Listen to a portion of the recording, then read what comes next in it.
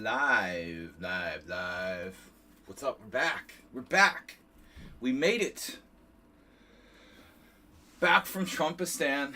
Ooh, we escaped Trumpistan just in time. What's up, Astrobate? Great to see you. I know Tomas was asking me when I was going to start streaming again. He's actually doing a simul, or was. I don't know that everyone knew when I was coming back, for sure. But we're back, and we're doing Sunday Simul. So, without further ado, I'd like to welcome everyone back. We've got very important info. You know, the World Senior 50 plus, which I'm participating in, hopefully, if I make it, is starting in 11 days. Today is the 10th of October. The tournament starts on the 21st. I have to travel on the 20th to Italy. So I've got 10 days, and that means only a handful of streams, really, tonight. We'll do like a tournament, probably Wednesday. Thursday's analysis stream, so that's 3. Friday, Blitz stream, that's 4 streams.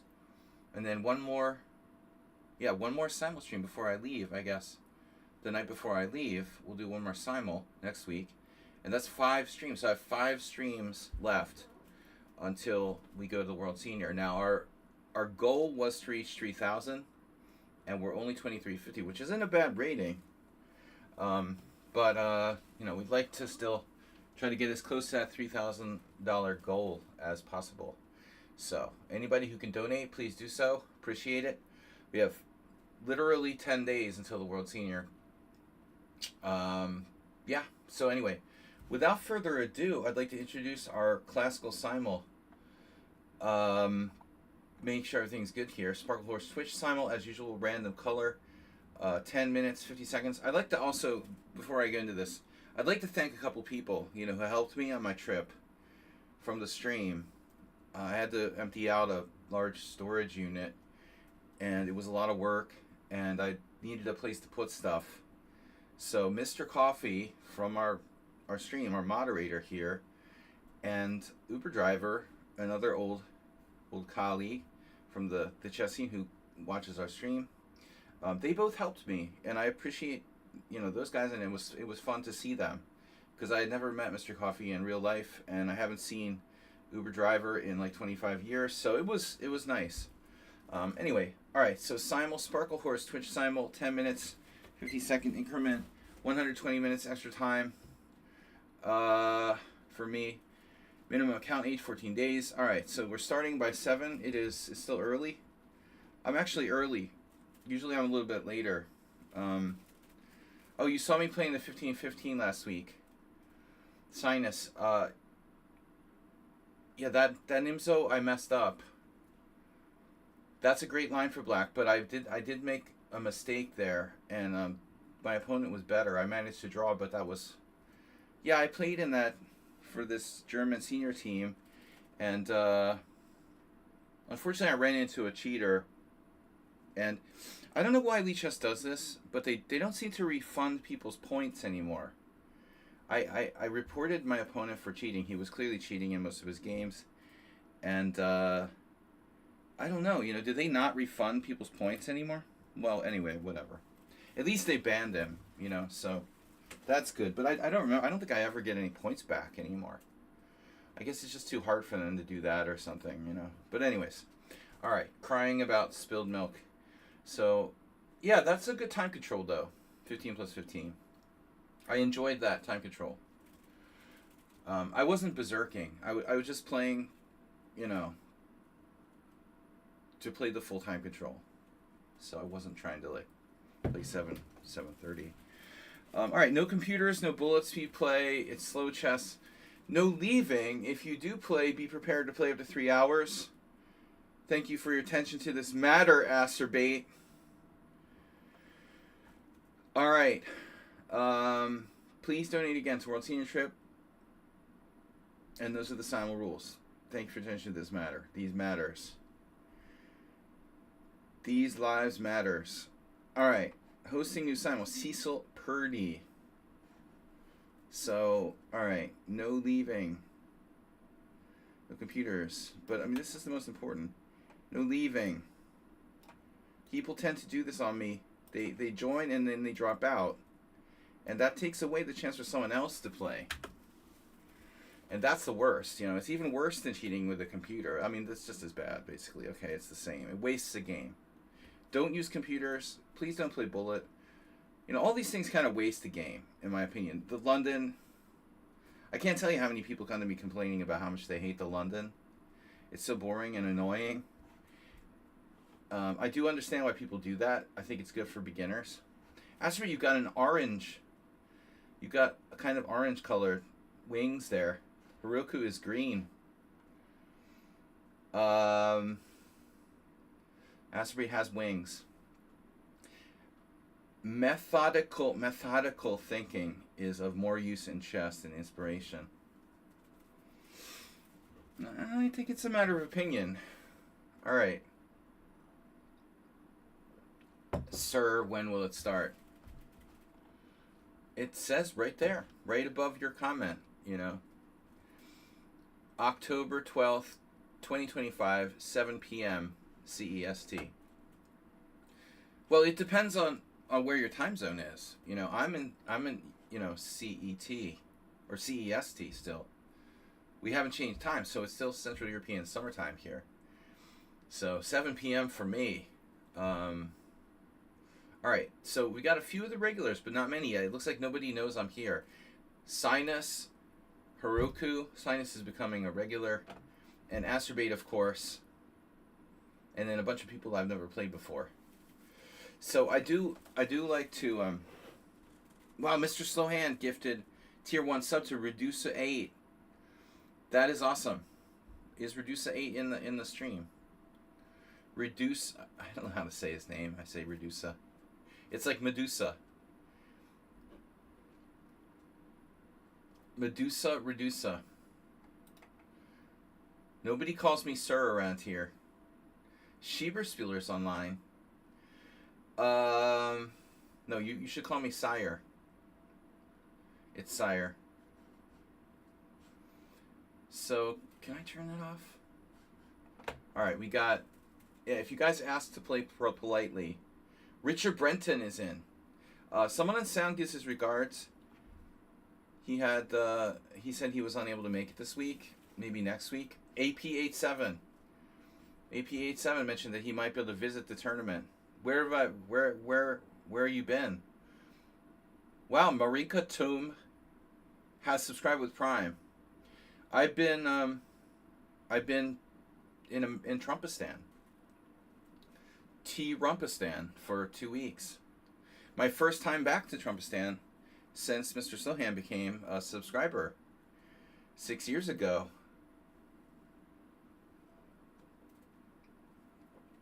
I was enjoying the wonders of Trumpistan. Yes, I got out of there before, you know, civil war breaks out in the United States soon. All right, Redusa8. Shocky, nice to see you. Mr. So, thanks for the gift sub. Guys, World Senior in 10 days, 11 days, technically. But I'm leaving in 10 days. So 5 streams before we go. Tonight, and then next week we have the usual. Probably we'll do Wednesday, Thursday, Friday, and Sunday. So 5 streams, 4 streams a week. 2 simuls before I go. And so if everyone doesn't mind, you know, please subscribe and donate. We're going to get this underway in about 15 minutes. But I need to collect the players. And I don't just accept everyone because people tend to join and drop out. So I have some rules about joining the Simul. Like you have to have established account with 100 games or more. So I have to go through these accounts and see that they have 100, you know, longer games. This guy does. Blitz, okay. Maybe. Mr. Slow, 1972. Hello, unfortunately you cannot meet, but maybe you will come, Negro Modelo. Wow. Wow, I'm sorry you can't make it. That would be cool, though, to meet him as well. Andrea. Thanks for, even thinking about it. It's very kind. Marika Toom has subscribed. Any subscribers are welcome to play in the Simul. Any Twitch subscribers are welcome to play in the Simul. We're also streaming on YouTube. I have to fix that a little bit. It's not so good. But, all right. So, Mr. Slow Hand is here. We have an analysis stream this week, Mr. Slow. Do we have more? We have another Geller game in the hopper for Thursday, I hope. I've got 10 players so far. We need 15 more. We have 15. We have to find a player per minute. We have 15 minutes or so. Geller is good. All right, Geller will be in there for Thursday. So I went back to the United States to get a lot of stuff that I had stored there, and that's where I've been. I got some of the stuff I was able to transport here. Some of it's in boxes that may or may not arrive. I also left some stuff with Mr. Coffee and Uber driver, so appreciate their help. Maybe we'll find some old games. I was able to finally get a hold of my old game scores from my whole life. I've got like a scorebook, my second ever scorebook, I think, in my bag. Somewhere I have the oldest scorebook with my very first games, actually. I think that's in a box. I hope it doesn't get lost. I actually saw my very first recorded chess game from like 1985. My handwriting wasn't that bad back then. Alright. Now, we're not getting a lot of players here. We are not getting a lot of players. Why not? Acerbate. Wow, Mr. Long Time No Seen. Mr. Long Time Not Seen has tipped $50. So we're up to 2,400 now. It's been a while since I've seen 2,400. Someone was asking what my rating is. That's a very sensitive question. Acerbate, thanks for gifting a tier 1 sub to Night 4. Now I go by my FIDE Blitz rating. No, my FIDE Rapid rating. Because rating is rating, right? I identify by FIDE Rapid ratings now.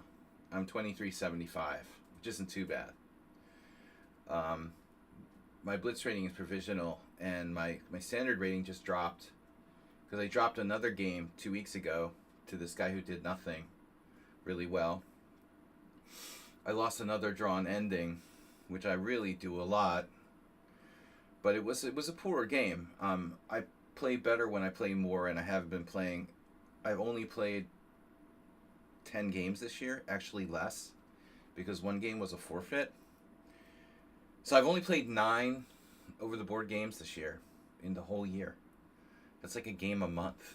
I am very out of practice. So luckily on Sunday, this coming, not today, obviously next week, I have one more game, and I'm playing board 5. So I thought I was going to play Bianca Havanese from lichess, another streamer, but looks like I might avoid her and play someone higher. So we'll see. But anyway, Mr. Long Time Not Seen has tipped $50, bringing us up to a record rating. Mr. Coffee! Mr. Coffee is the best. Yeah, I'm feeling pretty good. I mean, besides the jet lag, I couldn't sleep on the way home, so I basically missed the whole night of sleep. And I had poker last night. I couldn't resist, because I haven't played poker in like 2 weeks. I feel surprisingly good, The jet lag kind of helps in a way. I feel like it's earlier, I feel like it's afternoon now. Well, it is afternoon, kind of, but it feels like early afternoon. Anyway, Mr. Coffee was a big help. Thank you. And yeah, great to see you, man. Great to see you, man. So anyway, I have a warm-up game on Sunday. When does it start? It says right up there, 7 p.m. Excuse me, CEST. We're starting soon in about 10 minutes. But I have to get enough players, okay? Poyan Tiger, not enough games. Periscopy. Periscopy looks okay. We could take them. Luigi Periscopy. Mahanj Hunch has enough games. Wow, they look great. I mean, 2,000 classical games. Is that right? So, Dorn Sasha from... Nope, not enough games. Chess Student 31. They're just over the minimum. Harshith. A lot of bullet games, that's never a good sign. But we have also Blitz and Rapid, so they're acceptable. No bullet, guys.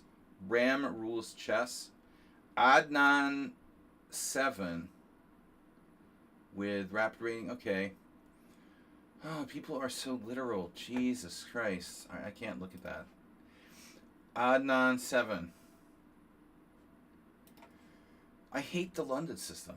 And a lot of players hate it. You know, and it's boring. And people just play it robotically. And it's like a plague. Why would you ask me why would it not be allowed?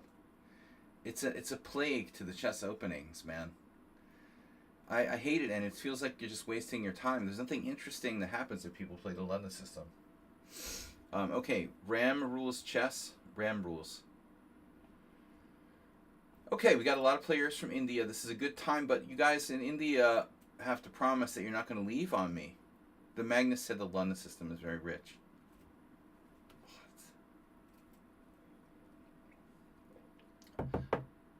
In the UK, everyone started playing the Kali system. Well, that was actually, you know, my friend who taught me how to play chess was joking. He was dreading. He hates the London too.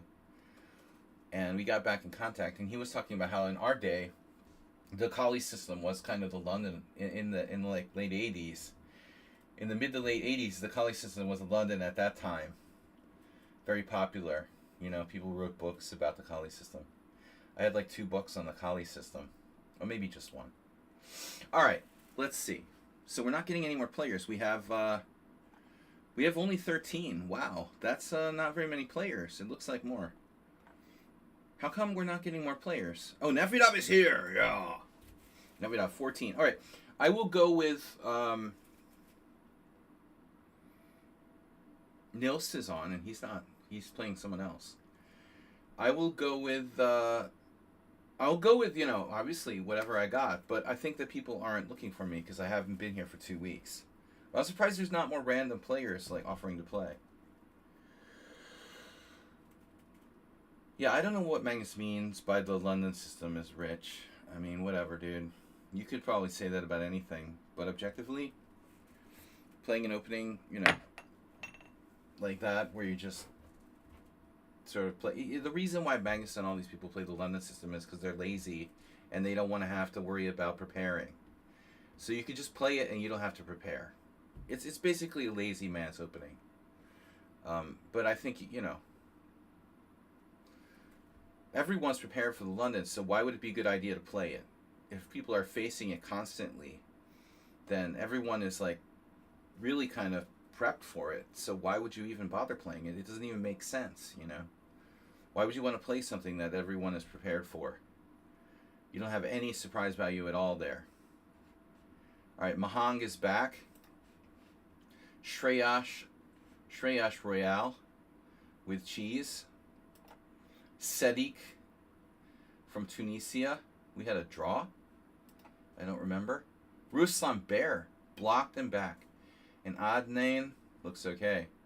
So we're up to 17 players. Let's get at least 20. Well, no, I mean, I think that for an absolute beginner in opening like the London and the Kali system, whatever, some system, it's fine. You know, King's Indian attack can be included there. Maybe more complex because that leads to more closed positions. But, yeah, for absolute beginners, it's a way to get started. But, yeah, I mean, for club players, you need to kind of progress beyond that. 9 minutes for 20. Oh, yeah, we're going to get to 20. We're going to get to 20. Shreyash Royale with cheese. Please don't close the window. Don't jump out of the window. Now, there's some suspicious ratings, right? 1,600 Blitz, 1,500 Rapid, and 2,200 Classical. That's like the guy that cheated against me in the 15-15 tournament last week. Victoria N. 56 games. Yeah, you're just on the edge. I guess we can accept them. Just under 100. Vadim 1357 Gam. My friend is Penguin. You mean Pingu? That Penguin guy played the London, right? Very trendy with like young players that don't understand the difference. All right, Vadim has a lot of games. You know, he's from the Evil Empire. All right, my friend is Penguin. So let's go, guys. We got 20 players. One more to make 20, and we'll start. We got 7 minutes.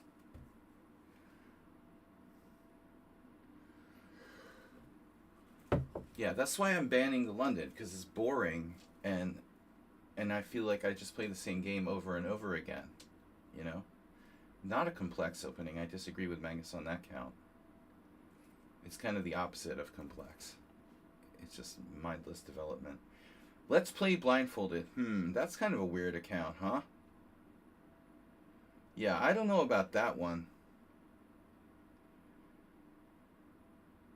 They have quite a strong bullet and blitz. Over 2400 is a bit tough. Rogozin. That's cool. Alright. Rogozin isn't blocked, are they? No, I don't know why though. We only played 2 games with Rogozin. It seemed more familiar. Okay. Now yes, someone dropped out because we had 19. I added Rogozin and now we're down to 19 again. Somebody fell out of the list. I'm going to start with 20. Because we're just... I don't know. There's a million people doing these stupid simuls where they play like 5-minute simuls and whatever. And people jump in those and they don't know the difference between like a decent time control and playing a 5-minute simul, which is just really, really trash. I mean, imagine the quality of games that someone's playing in a 5-minute simul. A 5-minute game, the average 5-minute game one-on-one is like really low quality. But if you're a master trying to play like 15 games at the same time, 5 minutes, imagine the quality that you're playing. It's absolutely horrendous. It's sort of like, why even bother? Just for pure entertainment. Whoa, another super strong player. All right, he's not over the edge. He's not over the line. Sagatame. Hunks Agadami. I don't know if that's trying to say something, but I'm not feeling it. Alright, Hunks Agadami. It's 20 players. Last call, guys. Do you read messages? What the heck does that mean? No. It's not very polite. Yeah, Ram rules chess. You're not talking about like messages on lichess, are you? Ram rules chess. You must have been included in the simul. So what's the problem? That's good. We're ready to start in just a couple minutes. I'm going to give people like 2 more minutes. We can start early, but sometimes there are people like Nefidov who show up, regulars who show up, you know, they're expecting that they can still join until 7. So, Cool Games Pro. Wow, why do these guys keep coming up? Where are these guys coming from? Where are the guys saying, like, why is a 2600 bullet player showing up suddenly? That's weird. Cool Games Pro? Wow. That's pretty strong. But I'm afraid that a bullet player is going to drop out. You think a bullet player with no rapid and classical games is going to last in a 3-hour simul? I don't think so. All right, I'm just going to start with 20 players. Screw it. For some reason, I'm not getting a lot of entries, so we're going to be settling for 20. Mr. Slow, thanks for donating $50, guys. We have $600 to go to the these. $600 to go. So the board is on a little crooked, but it's all right. We can see it. That's fine. So, ready to start. Good luck. Good games, whatever you prefer. Acerbate, Adnan, Honk if you like me. My friend is Pingu. Mr. Slow and Steady. Rogozin. Richard Brenton. Ram. Tough. Reduce and Reuse. Ruslan Berish, Skaki. Sinus, Vadim. Victoria Ni. AP87 Heroku Mahang. Marinkatum, Nefi, and Shreyas. Total of 20 players. Alright. I did not set this to all white, so we're going to get all the whites, then all the black games popping up here in a minute. And I do play everything with white. The English. Yeah, I don't really know what I'm going to do. I have a bunch of systems I do play. We can also just play like a King's Indian. Let's see. Another English. What are the chances of that? Mr. Coffee is subscribed for 95 months. So you're ahead of Astrobate by 3 months, Mr. Coffee. Move 11 is the record holder. Move 11 must be up to like 98 months or something. I am waiting for you, Sladgy. I'm going to go with my tournament rep because I've got to prepare. Nothing. I'm not going to screw around here. We got to play as if we're playing in the World Senior. I want to get some practice. Who's not here? Arsenal fan. We have another English, the third English. This is a huge record, like 3 Englishes out of 10. That's crazy, and we're not even through all the white games yet. We already have 3 Englishes. What the heck's up with that? The English overtook... Oh no, the English overtook the London. Bro, what are you doing? Why are you playing this? This is like the worst opening in chess, man.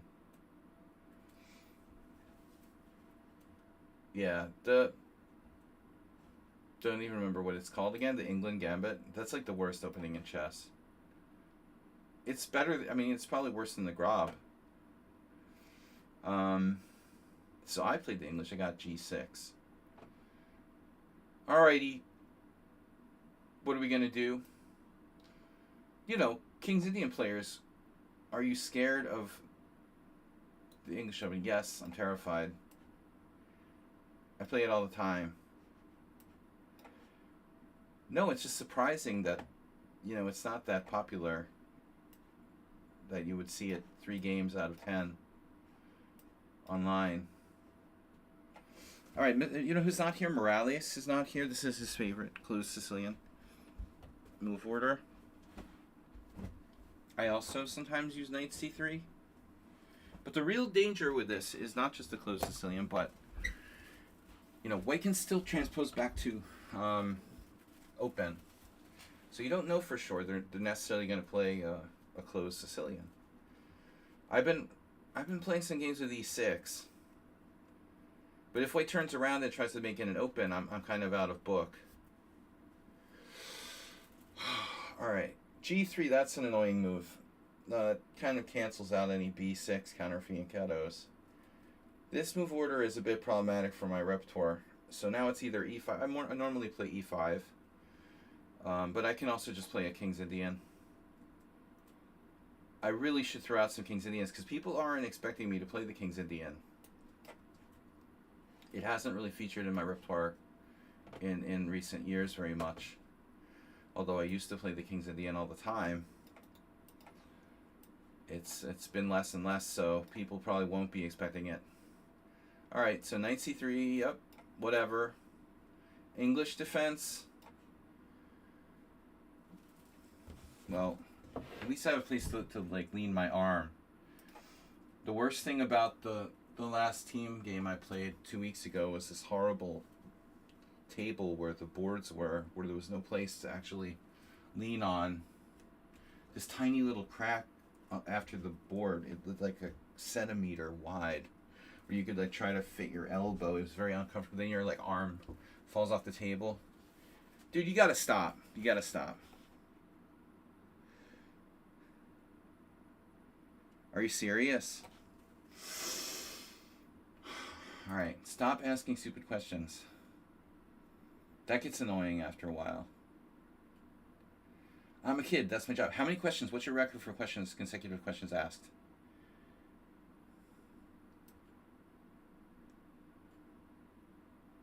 No, I lied to them about the IM title and I scammed them. I'm not really an I am. Well, maybe I was, but they took the title away for sucking. All right, here. D6. I'm going to be doing D6 a lot in the Sicilian.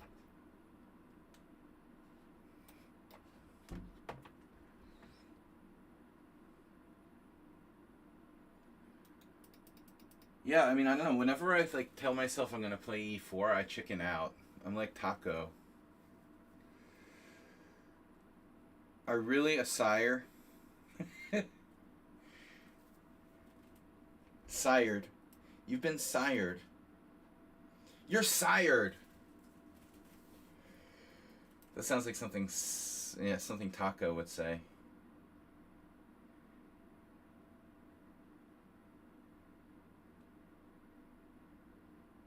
Oh. Brutal. Brutal. The Slav. Nephew Slav. I hate the Slav. It's kind of relative to London, but you can't blame people for playing the London with black, you know. That's the problem with the London. You're basically playing like you're black with the white pieces. It's lame, you know. It really is lame. Yeah, here's the closed Sicilian. So I had a couple games with. This is kind of new to me. I had a couple games with someone on Sound, one of our regular opponents here. Now the Kraken, this is a secret weapon. Not my not so secret weapon. It appears with A6. I try to be unpredictable, but I'm too predictable. I'm predictably unpredictable. See, now when you say something like that, no, you are not, no, you are not right. Bro, how do you interpret that? You know, what am I supposed to do with that? What does that even mean? Yeah, and next line, no, you're not right.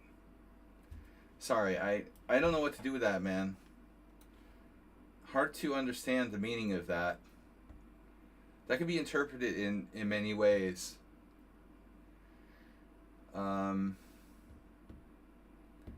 Right. Right. Acerbate, where are you, baby? Kojak loves you. Oh, Bishop G5. Yeah, I like Bishop G5 here. So basically, the what is that? The England Gambit is like. It's like playing the. Well, it's worse. It's like playing the Black Mardeemer with black. The tempo down. It's horrible. There must be some idiots out there that promote the England Gambit. It's the worst opening ever conceived. You lose your central pawn for nothing with black pieces. You couldn't invent anything worse than that. You might as well play f6 on move 1. It's a far better move. Like d4, f6. Any f6. F6 is way better than the England Gambit. H5, way better. Oh, don't tell me who you are, Shreyas. Well, anyway, I couldn't guess you. Okay, it's fine. I wouldn't be able to guess you anyway. But we play this guessing game. That's why I'm in Zen mode. I can't guess the new players anyway, but I'm just saying we normally keep it secret. Of course, it doesn't matter in your case because you're new here. I have to be pretty lucky to guess you. All right. So, oh no, it's okay. I mean, since you're new, it doesn't matter. Here. So, Royale with cheese. Shreyash. I'm Hungarian. I'm speaking like a Hungarian. There's the Indian English player Shreyash Royale, who played in some tournaments here. A junior. Yeah, now, here I can actually go back to a more normal setup.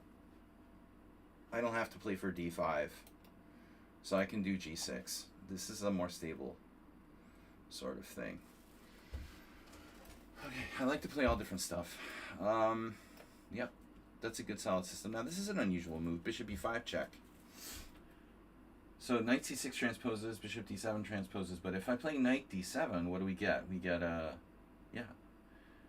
Well, that's transposing too. Let's try knight d7. Now queen c2 is a sharp move. You know, white's trying to support e4. So I can play d5, d5, c takes d5, knight takes d5, knight takes d5. That's a line. Queen takes d5. And if queen takes c7, I think he gets in trouble. Yeah. So that's a line. I take with the queen. But I kind of prefer allowing white to play e4. There's also this move, knight c6, which is kind of experimental. I'm not really sure what I'm going to do. When I get there, I'll let you know. Okay, so queen d7 maybe.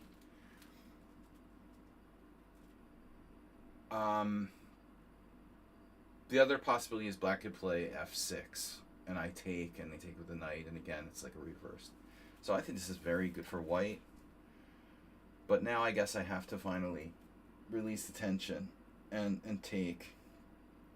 But I think that black's queen is misplaced. And so there's some value here for black. But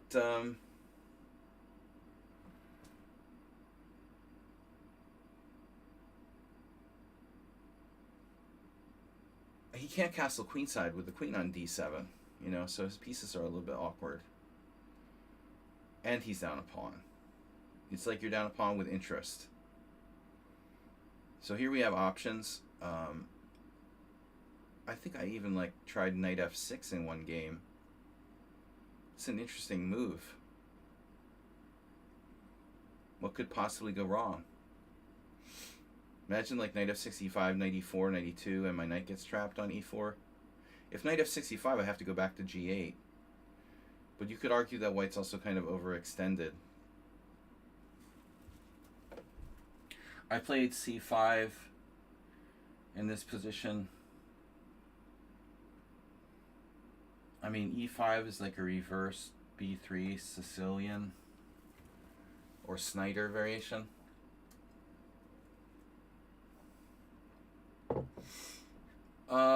So what's up, guys? Talk to me, Mr. Coffee. Oh, it's too late. Yeah, Mr. Coffee, how are you? How are you feeling better? How are your leg cramps? I hope you're feeling better. I can't decide what to play. We'll just hit the center. Grunfeld. Lazy variation. I finally had some lobster, my first lobster in 6 years. Mr. Coffee, I hit that restaurant we went to. It's quite expensive. But I got lobster. That one nice restaurant we went to. Where you got fish and chips. They put me at this dark table. It was kind of weird. Alright, so we have to stop queen h4 check.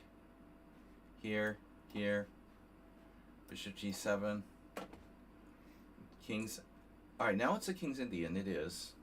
We've gone to Fianchetto King's Indian. Play my game. Oh, you're green now.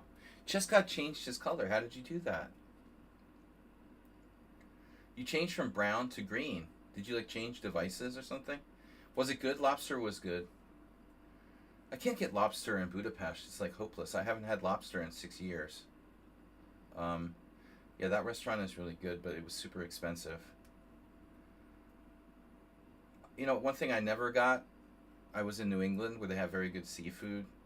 But I never got fried seafood. Kind of bummed about that.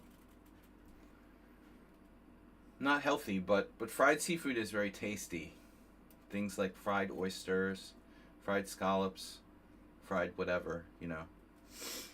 I didn't get any fried seafood. Kind of bummed about that. All right. The Nefudavian. Ilinchich would always play like bishop d3 here. Maybe I'm thinking of a different position.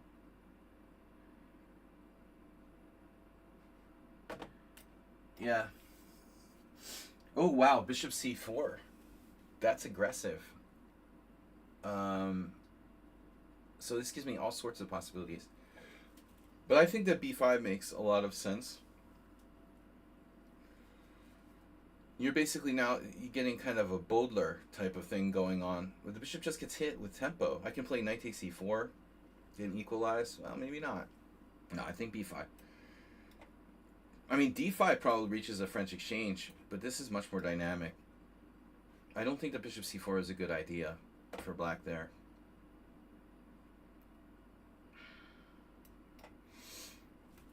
Talk to me, guys. The lobster gambit. Oh, I mean, grilled or smoked. I mean, grilled seafood is great, of course. But there's a kind of junk food style seafood redusa where you just like fry it, and I didn't get any of that. It's like fast food seafood. Well, I mean, it's kind of like fish. Okay, fish and chips is typically fried, right? The typical British fish and chips thing. Mr. Coffee got the fish and chips. Alright, so knight f3, that's a safe move. So the problem is, alright, if he goes d5 now, now I'm trying to remember, I think there was a game where Berkesh played d5 here.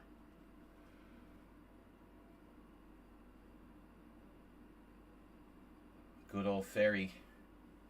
I came across that game. In fact, the tournament cross table from 1997 when I beat Ferenc Berkesh to make my first I Am Norm. Ferenc was, you know, he's a 2660. He's a very strong Hungarian player, but he was just a kid, and I beat him. But he was already master strength. Let's try d5.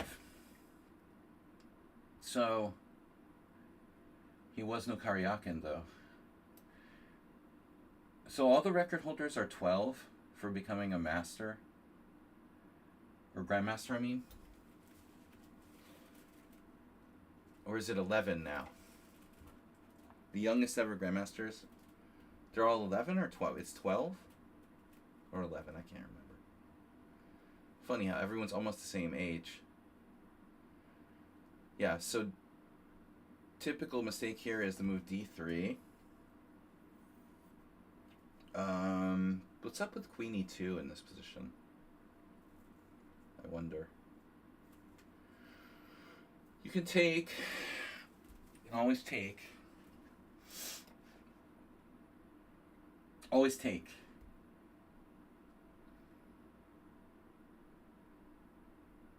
Philosophically speaking. H3, that's really early. I figure in a lot of variations that might be kind of irrelevant. British use a really delicious batter for fish and chips, yeah. There's like beer battered fish and chips.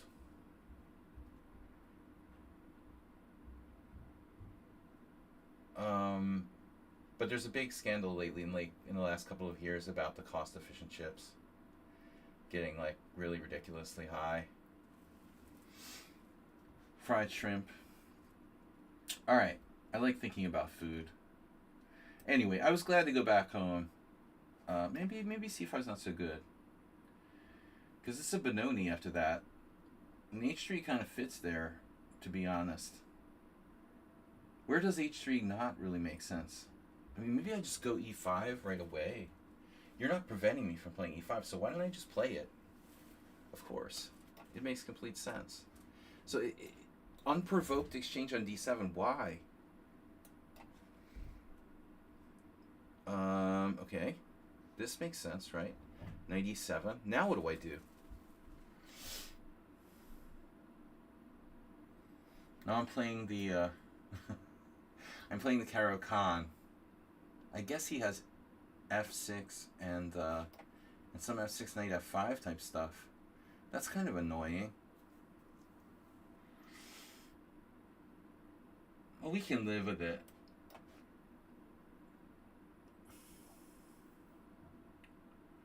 The bowler in reverse. Knight f3 e4. Knight h4.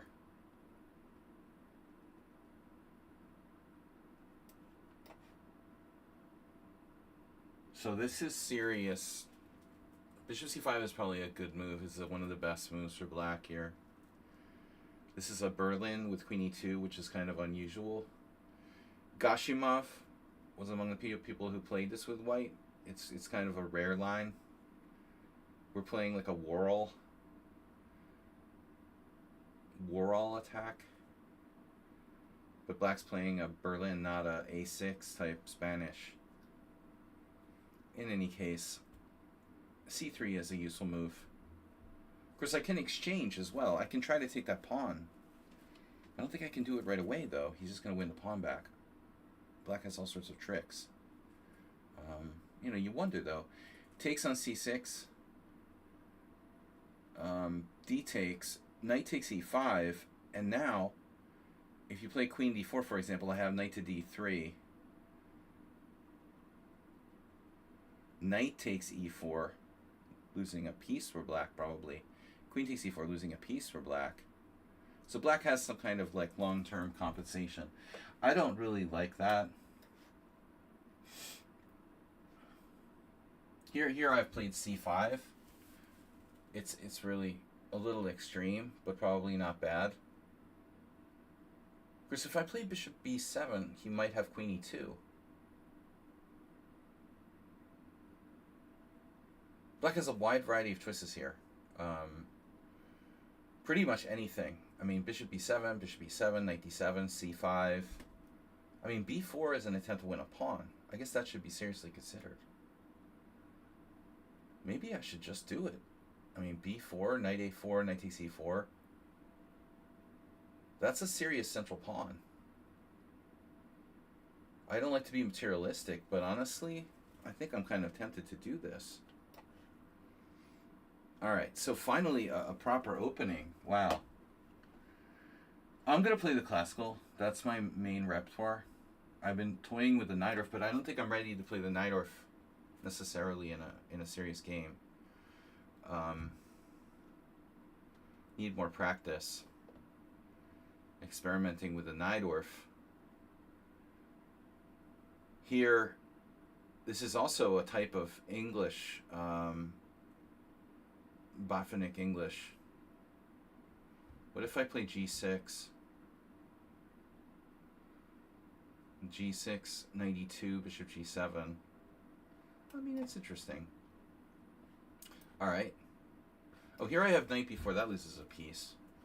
Yeah, okay. That's funny. Alright. Now another one. Now I can play d5. I had a game with Shabalov like this years ago, around 2003, where I sucked the life out of the game and drew him.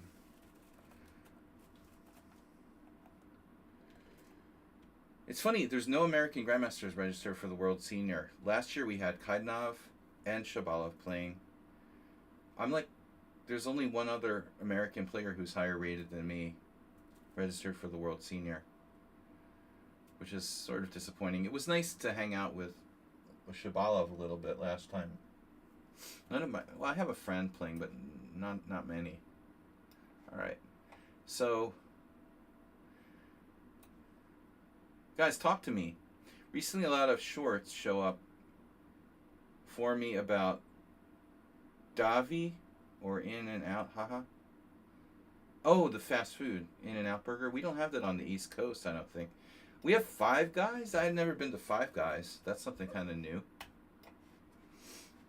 All right. Yeah, that's funny that you get like American commercials. It's an odd reason to visit. Well, says you, Mr. Coffee. You discriminate against fast food aficionados. Food is never.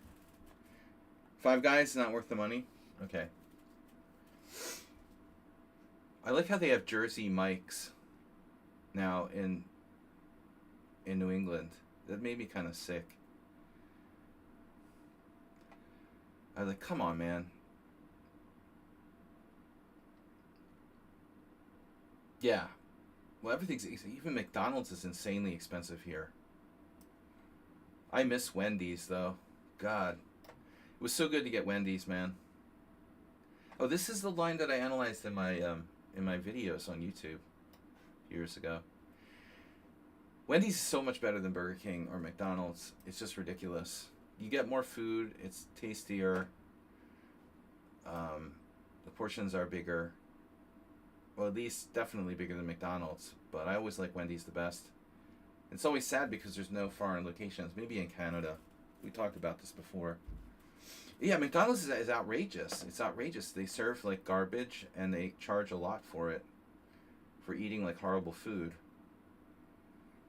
Well, B6 right away. So that's actually that's maybe the way that's recommended, right? Botvinnik. Well, not just Botvinnik, but Botvinnik after Alekhine. I think Alekhine was the first one to do this for black. This queen b3 line. Yeah, actually, it's a bit weird though. He played e6 and b6. Yeah, that's the line recommended by Botvinnik. I believe Alekhine played it first. It looks kind of loose, like your pawn chain is. The white setup just isn't that great. I mean, the queen on b3 isn't that great. Oh, there's also the famous game, a similar position where Rudolf Spielmann sacked a piece and like destroyed someone.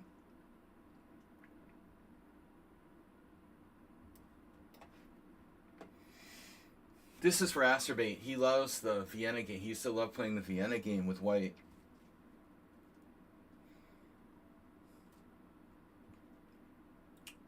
If I played something like Bishop b5, what would that be? Well, it's still a Vienna game. Yeah, this is a funny move, right? A lot of beginners do this. It's like illogical, but not that bad.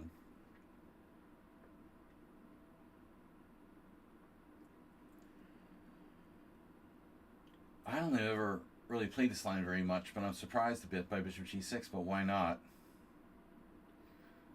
So what if I played knight e5? Like, force him to make a decision. I like to alternate between talking about chess seriously and things like fast food. Lord behind, this is it. You know, I brought this picture back. Can you guys see this? That's actually my dog, my former dog. And he was the lord behind. He was the lord behind the name. That's Sage Slaggy. Sage or Slaggy. He was half German Shepherd, half Rottweiler. Really funny dog. He was a funny dog.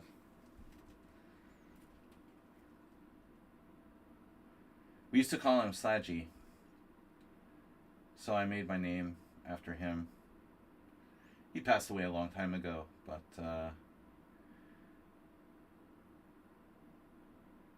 he was really funny. He used to steal my shoes so that I couldn't go out and leave him home alone. He would take my shoes and like hide them somewhere because he had like separation anxiety. Pretty funny. I'm like, dude, where's my shoes? If you left him at home, he'd like start barking, and you could hear him like all the way down the street. Yeah, I don't know what to do here, guys. I should probably just develop. Like, this doesn't look great for white. I mean, the d5 square is a little weak, like they always say in the dragon or whatever. So maybe I'm safer playing like e6 than white has knight b5. Probably not. e6 is fine. All right, that's the lord. That's funny that you asked that question because, oh, the draw. Oh no, offers a draw. No. No, no, no, no. Yeah, bishop f4 is interesting though. You know, but you're supposed to play.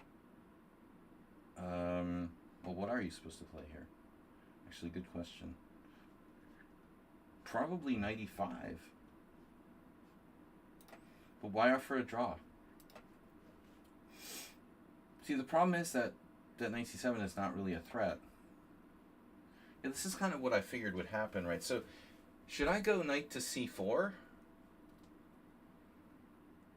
I think so. Or maybe knight e4. I mean, obviously I can play bishop g3. That's fine. But yeah, do I want my knight getting sucked out to like... Why do I want my knight getting sucked out there to the side of the board? Of course, yeah, whatever. Yeah, so this is really close to that Spielman game I was talking about. How did Rudolf Spielman do that? He sacked a piece with black in this type of position. Not remembering. I think, okay, white played like knight e5. But how did black sack a piece now? I don't recall.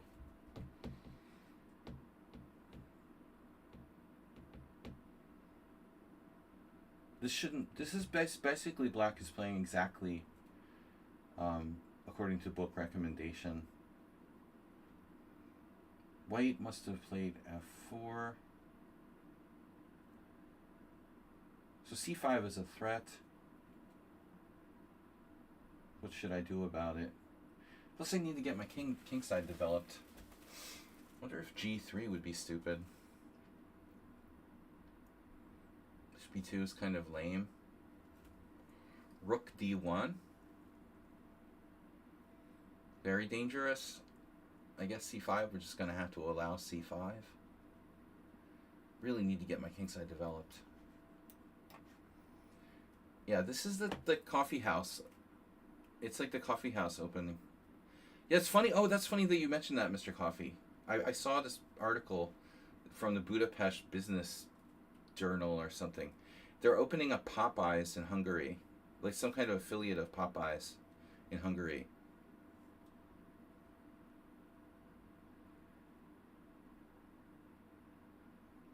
This is a really weird... My kids were like, what? We've never even like had Popeyes. They've never even had Popeyes. So, it's like a New Orleans. I mean, here, we don't really have... I mean, there's just like chicken. There are chicken places, but nothing like Western. Well, no, KFC. I mean, we have KFC. Actually, I'm crazy, of course. No, we have KFC. But it's kind of gross. Yeah. Alright, so d4. So now you play knight f3, and now we transpose to a King's Indian where I have the option. I have options to play a lot of things here. Knight d7 is a main line. Knight c6 is less common. Probably also better for white. e4 is too early. I could play some weird moves, like queen e7. Well, weird moves. Queen e7 is possible. I wouldn't be able to get that position under normal circumstances. But I don't really like queen e7, bishop g5, c6, and then something like c5. I'm thinking too much. Have you ever tried multi-streaming, and would you? Well, I'm doing YouTube now, but I haven't really set it up properly. I just throw that out there. And I have done Kick in the past. I haven't been on Kick in a long time. Yeah, I would definitely. I might do that. Maybe I should try streaming on Kick. Do a multi-stream on Kick. I don't know if it's really worth it. Does any good chess player still stream on Kick? Like, I mean, Hikaru was the first, and I did it for a while. Anyway, I'll just transpose back here. I feel like E5 is a move, if I remember correctly. Oh yeah, E5 is a move, isn't it? Crazy.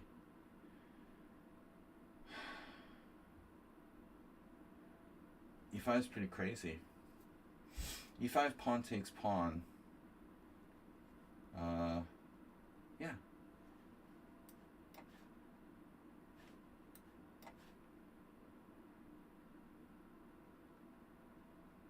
So Hikaru is still streaming on Kick? Okay. Kick had some scandals lately. Well, no surprise. Alright. So I really want to get developed.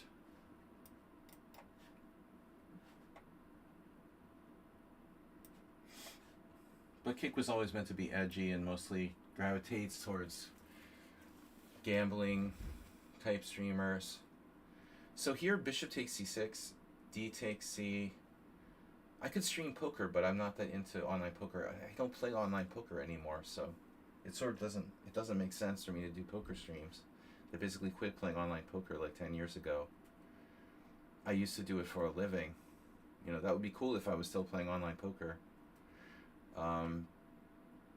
But I think that the Kick gravitates toward a lot of these like slots and other kind of stupid casino gambling, online gambling guys.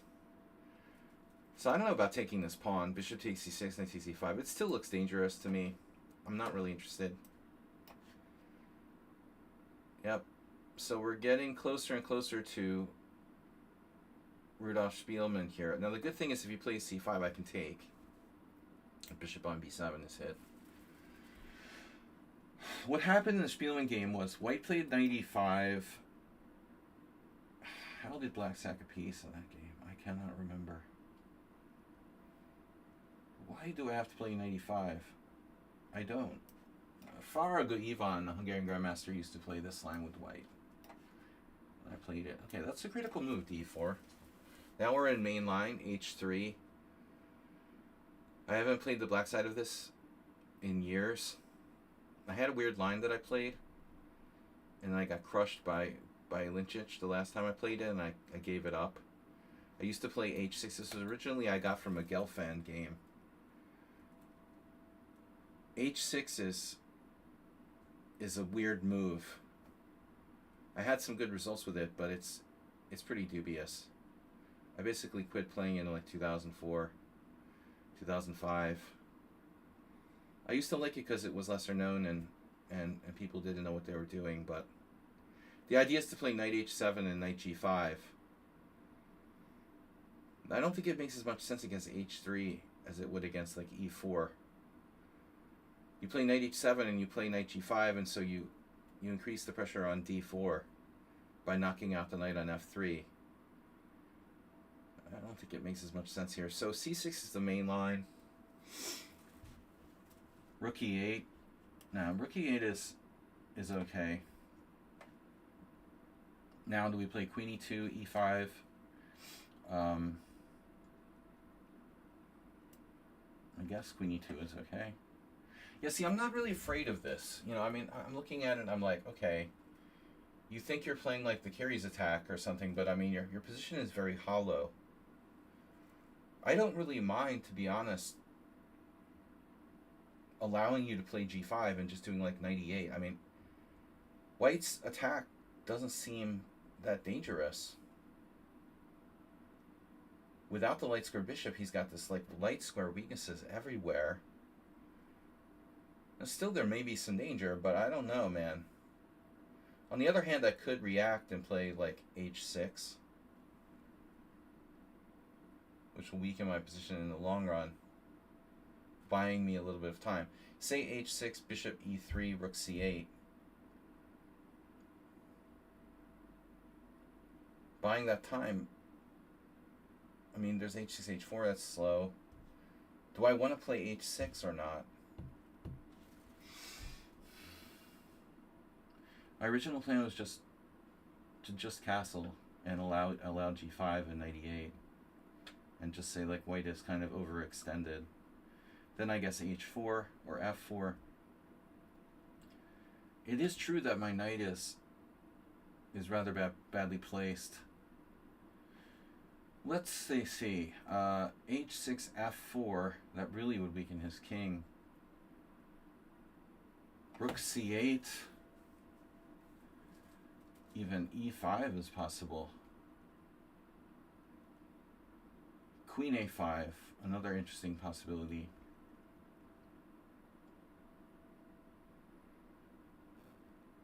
Yeah, I could do like queen a5, but then what?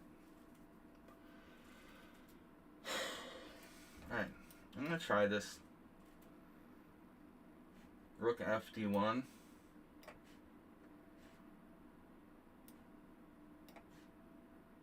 Yeah, this is best. We're getting a lot of people, they're like opening experts. I mean, we're seeing some very astute, you know.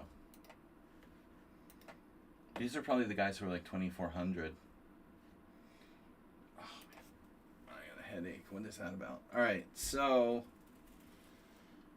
Rook d1 is... It's too late for that. I finished my coffee. Mr. Coffee. What other options do I have here other than d3, right? Chessable.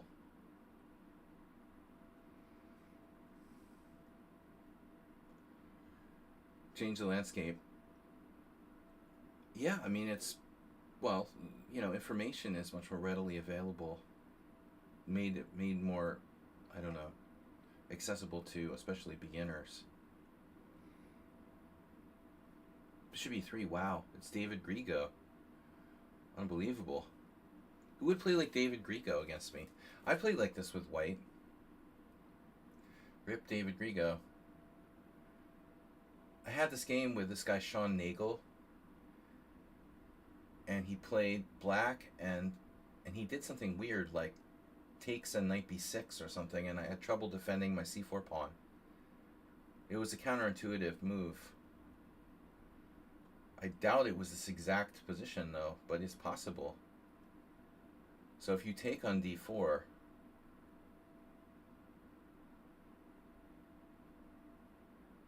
I could even take with the bishop. More like a Pierce type formation. It doesn't seem that dangerous. So like takes, knight b6, something like that. And he had prepared this thing, or had just had it prepared. E takes d, knight takes d4, knight b6, b3, c6 or something. And he played for d5, and he just got in d5, and he was fine. Yeah, I don't know. Let's try this and see what happens. Now d6, d4 is overrated. I've actually been there. So this is a Marin? We transposed to the Marin. Oh, okay. Merano. The Massacre in Merano. Yeah, I am not affiliated with the white side of the Marin. Very well. I have very loose affiliation with that line. Never really knew it. Never really played it. Okay, you ready to play e5? I think you're forcing me to do this. White doesn't really want to see e5. Therefore, I have to play e5 myself. Yeah, this is the long diagonal. Connect 4. There are 6 pieces on the light square H1, A8 diagonal. Can we get 8 pieces, please? On that diagonal? So I have knight takes c3, b takes c, knight takes e5. And black is a good position. I mean, what does he have there? Queen a4 check? Does that do anything? Doesn't do anything. He could take, right? Oh shit, he could take and then try to like trap my bishop on h1.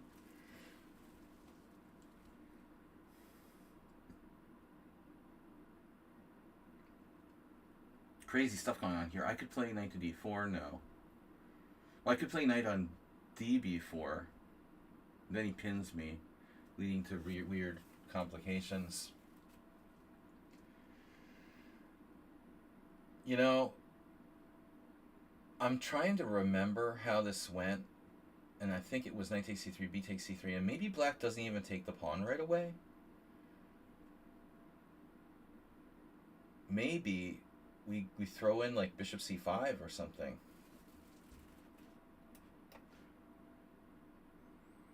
Yeah, I'm not in a rush necessarily. Attack that queen. This is a very good position for me now, I would think. Asterbate, what do you think? How's your Vienna? If he could play a6, I can play a3, by the way. I don't think it's necessary. Seems unnecessary. Alright, queen e2, that's a good move. Now I'm getting a little bit concerned. There is a radical option here for black. g5. g5 f4 would involve him sacrificing a piece. g5, yeah, it's a fun move. So, what do I do? Bishop d6. Karpov. We have gone over Karpov games in the old days. Yeah, originally I planned on playing knight takes e5, but then I realized, okay, there's a small problem. He can take, and then on bishop takes h1, I might be in a dangerous situation. So this is not what I want to do. I feel like it was bishop c5.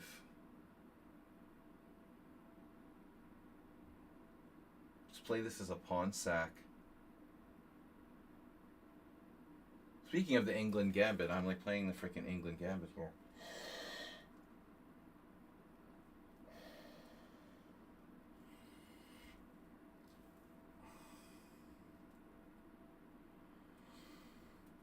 Yeah, there was some good games. I think this is supposed to be good for black. With very little theory, very few games have reached this position. I think even queen e7 might be a move.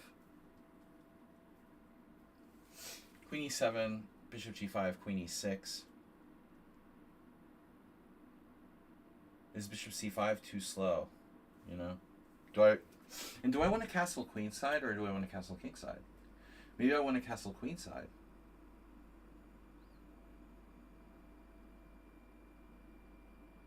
I mean, queen d5, bishop f4.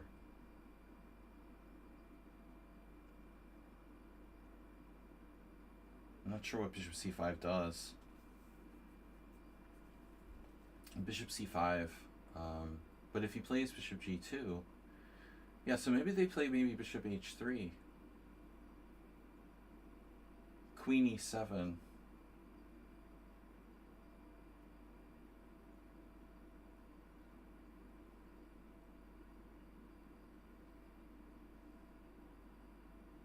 Queen e7 is interesting. Yeah, I don't know. I don't remember. It's a problem.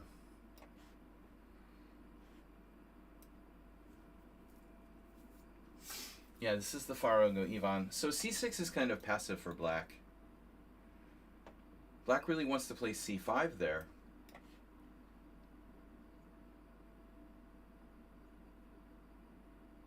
Knight g4. Wow. If I take with the queen. I like my position. Maybe it's not that big a deal. Here, yeah, maybe we need to consider bishop e3.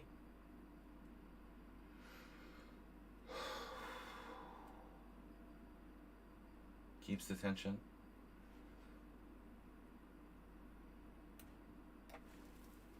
Yeah, this is not a big deal.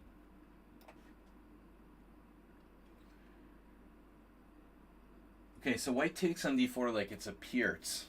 But in my experience, like, you don't normally do that in a King's Indian. When you've played c4. You normally take back here with the... So I could play like c5 and sack the exchange. Like bishop e3, rook takes e3. But that's very unclear. No, that's really radical. I mean, I don't know if I want to do that. That's a bit much. So I feel like just the plan. I talked about knight b6, but I think that's more against. That's more with the bishop on e3. Here I can play just, you know, sensible c6. Now we've got obviously a standard type position. All right, white played bishop e3. White's going to castle queen side. I could castle queen side as well. What's my plan? Maybe not castling at all. Rook c8 with exchange sacrifices. White has knight b5. a6, not a problem. Yeah, talk about England Gambit theme today. Thanks everybody for turning out and playing. This is my first time back in 2 weeks. Mr. Slow donated to bring us up to 2,400. I'm trying to raise another $600 before October 21st, which is well, actually the thing closes in 6 days. It shouldn't though. I don't know if I can change that. It should close only after next week, which would be 7 days. I don't know why I have it set for 6 days. Okay, so knight g4. I don't want to lose this pawn if I don't have to. This looks quite good for white, although f4 is very weakening. I think black is lost here. I have queen d4 even. Queen d4. Not exactly a developing move. Bishop f4, g5, h3, g takes f, h takes g. Looks very scary for black. But I would lose my bishop. That's probably fine. All right, now what would Ivan do? Rook c1, sort of robotic development.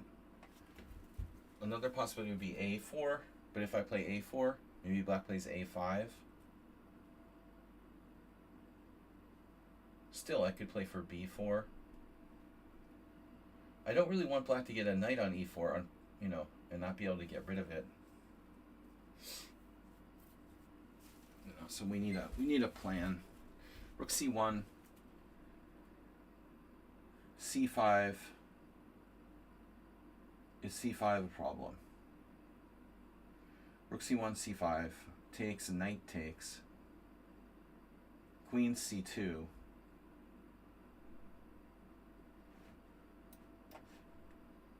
Yeah, so this is very equal. I'm gonna guess this is Nefedov, actually. He'd probably do something like bishop g6. For all I know, that's a normal move. Yeah, actually it probably is. I just never play this way with white. It's pretty lame. I was always surprised that a grandmaster would play this line with white. It seems like a total draw. So e5, yeah, I think this is like Anand, Karpov Anand or something.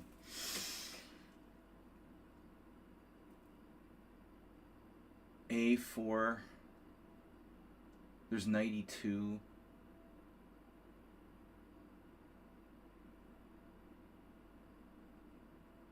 Pawn takes pawn, knight takes, bishop takes seems good for black. I don't really want to do that.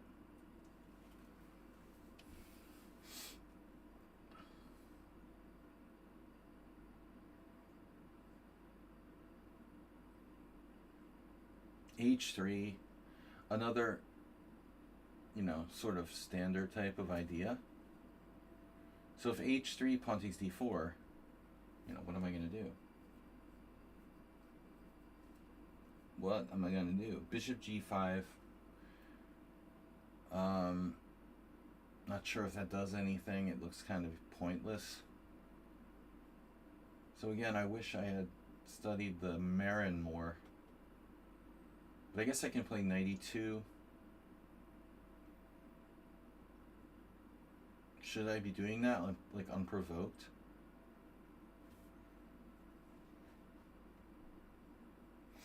Doesn't feel right.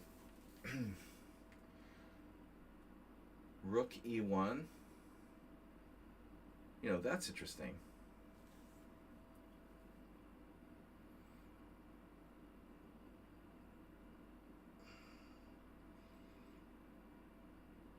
Rook e1, pawn takes pawn, knight takes b5, pawn takes b5, e5. Well, let's see.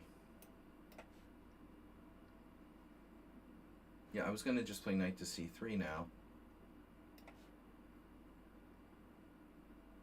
We have a problem with our d4 pawn.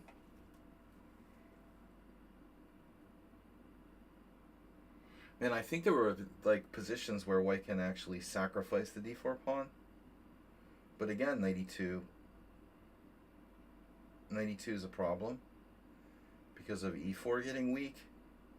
So it looks like I have to play bishop e3 if I want to defend this pawn. Or go back. Well, I have to bring one of my bishops back. Bishop e3 or bishop e2. Bishop e2 again is a problem with the e4 pawn. So I kind of have to play bishop e3, it would appear.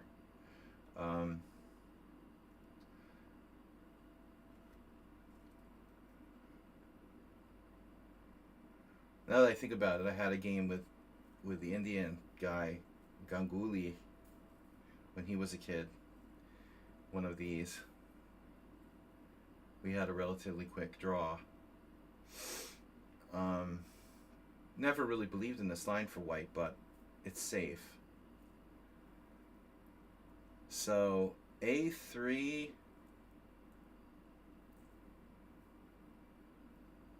is, you know, giving me a square for my queen. Yeah, this seems kind of lame for white. Knight g4, knight d7, knight c5, a5.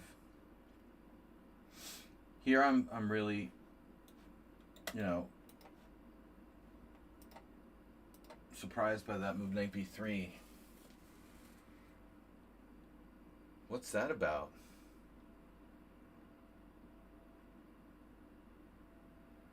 I mean, he kind of has to castle queenside at this point. But anyway, I'm threatening b5, b4. I'm not able to play b5 yet. Maybe I could. But a6 looks good. I don't see a problem with a6. Now bishop f5, that's kind of a weird move. And this d5 should be fine for black.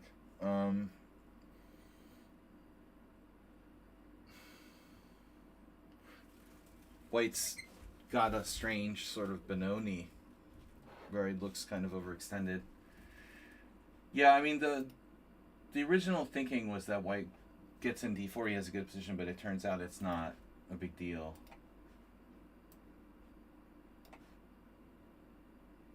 Yeah, I feel like we're still in some sort of weird book here. Queen e6. Am I gonna get in trouble? Shit, are you serious? Queen e6. And now he's threatening knight d4? Well, I can castle queenside. I can't castle queenside. I have bishop on g5. Alright, whatever.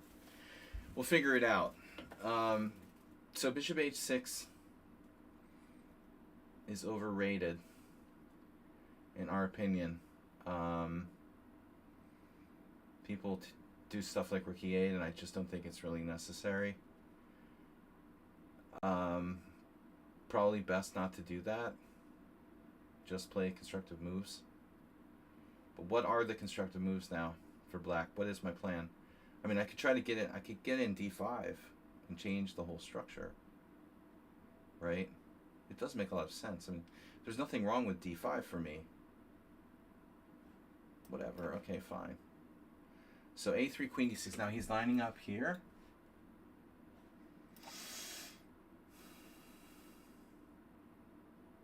There's queen a2. Queen c2 certainly looks more natural. Yeah, now that's really asking for it. I played many exchange sacrifices of this nature, and this looks like a pretty good one.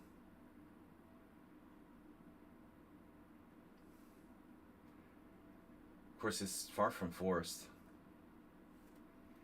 The forced is with you. Black has got to be fine. Knight b6, b3. That's like the Nagel game. It's like he took with the knight and he retreated the knight back to f3. It's got to be really lame. It's so tempting to take that bishop. And I'm sure that black is fine, but I mean, is it objectively my best move? That I'm not sure about. Knight b6, b3, d5. I mean, black has to be equalizing.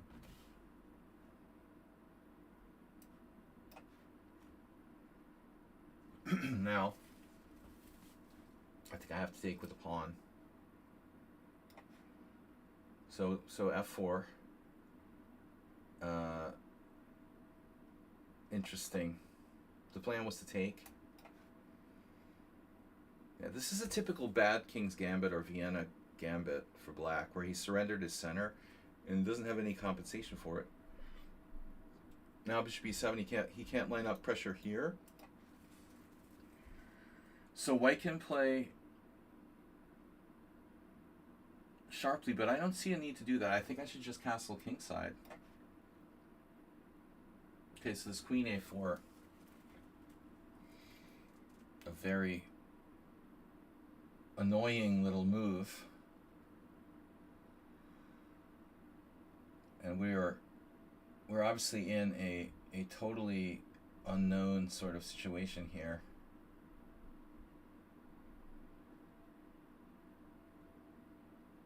But knight d4 could be met by queen d5.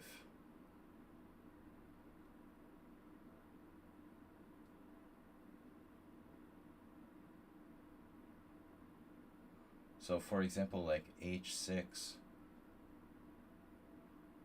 knight d4, queen d5,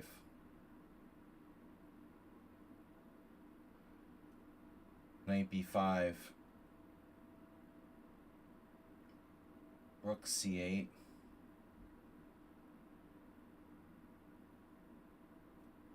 bishop h3, nope, that's mate in one, no, almost.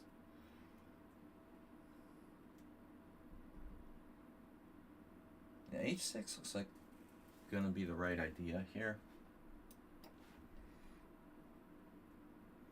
So Astrobate, where are you? Is this you? Is this you? Could be you. Astrobate playing the black side of the Rossalimo. Trying to get an f6 and e5. Would you do that? Would you do a thing like that?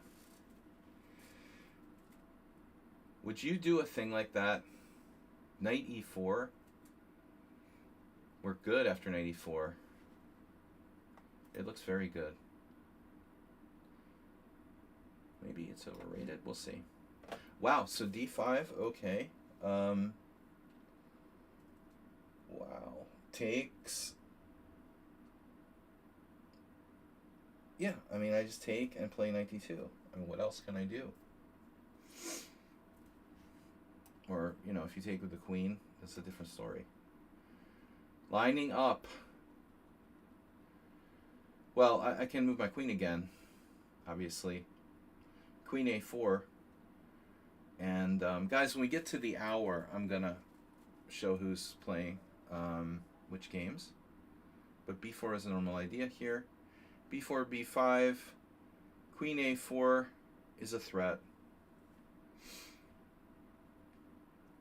A little concerned he could get in b5, you know, knight b6, knight c4 if I play b4. b4, there's no going back from b4. b4, b5, knight b6.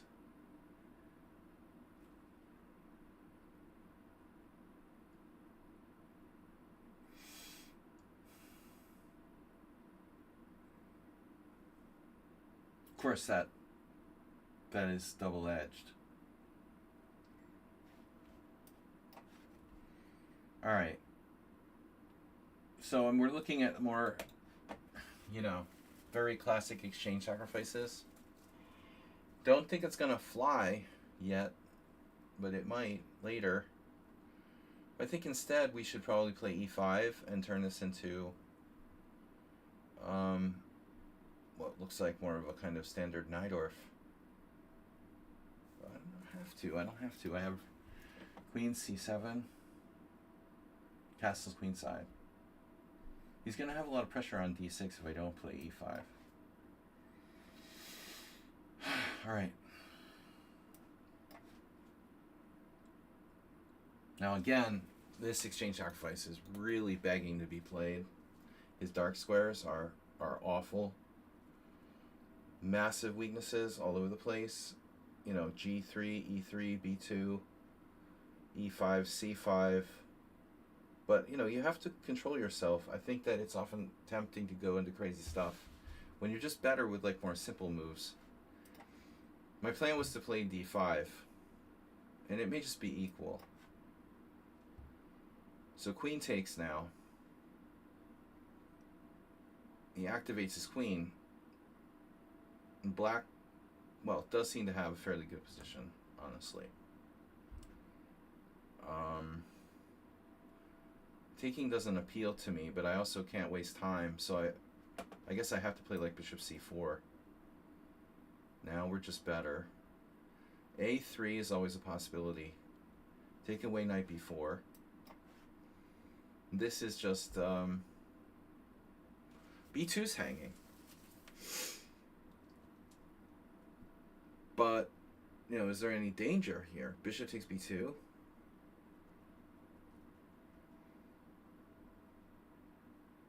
Well, knight d5, queen d5, or even pawn takes. So what's up with bishop takes b2? You know, I don't know. All right, now we have tactics. Knight takes e4. Knight e4, knight e4. Knight e4, knight e4, knight e4. Knight e4, knight e4. Bishop takes a1, knight f6 check. Bishop takes f6, no. Pawn takes, oof. Wow, that's brutal. Alright, this is an interesting game. Now b5. If I play b5 and he castles, and I play b4, what does the cow say, you know? Knight b1, that looks kind of gross. I like black. Okay, he didn't do it, so now I can play a4. Is black going to play c5? True. The a4 is always a good idea. Maybe I want to play something like rook b1. Asterbate, is this you?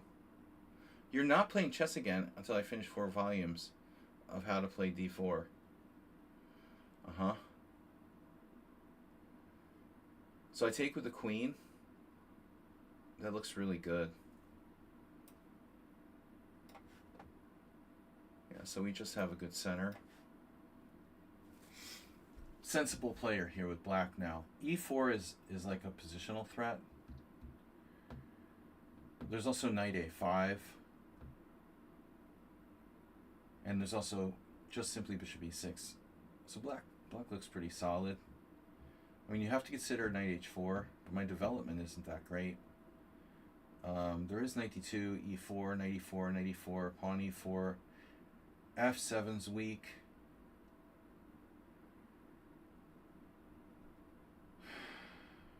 The knight a5. Pretty annoying.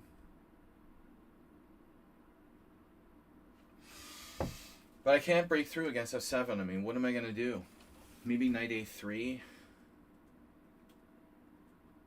That seems stupid. Alright, whatever. Okay, rook e8. Now f7. Again. Takes. This is different now, though. A little bit.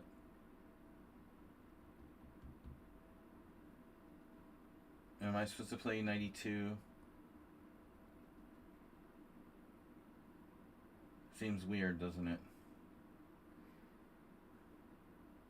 h3. Definitely a move. Pawn takes d4. Knight takes d4.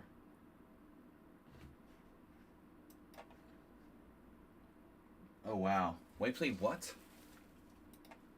You just hung their bishop? Hung? You hung your bishop? Hunga bunga?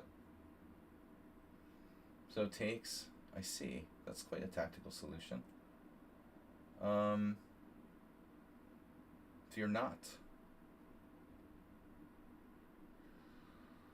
Wow. Wow, that's serious. Crazy.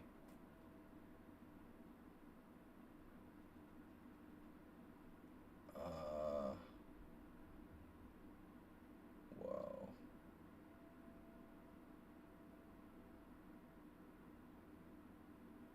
That is serious. Queen d5 might be a good idea. Queen d5 and knight h4, not a problem. I think this is going to be necessary for me to play queen d5.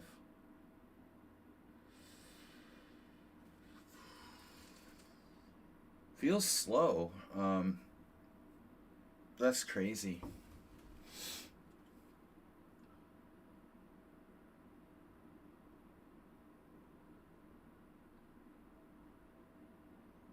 Queen d5 castles, h takes g. There's another move I could opt for here, bishop c5. That would solve that whole problem. Yeah. Yeah, maybe bishop c5 is the ticket, because I get stop knight d4.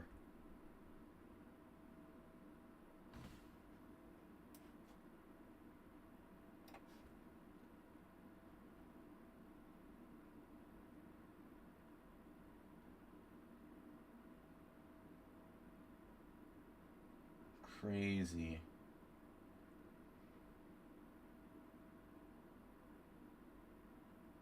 Well, I mean, I'll play f5 if I have to. I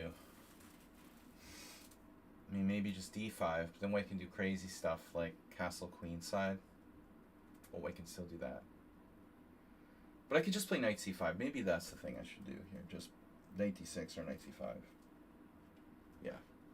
I don't think I should do anything fancy. Alright. So black didn't do the crazy g5. We should be fine. Knight e7 check. Okay. You're gonna sack something here. He has a tactic. No pressure on the white center, really. Yeah, and again, I think this is very overrated. You know, bishop h6. We just have a very strong control of the center. And now h3 f5. h3 f5.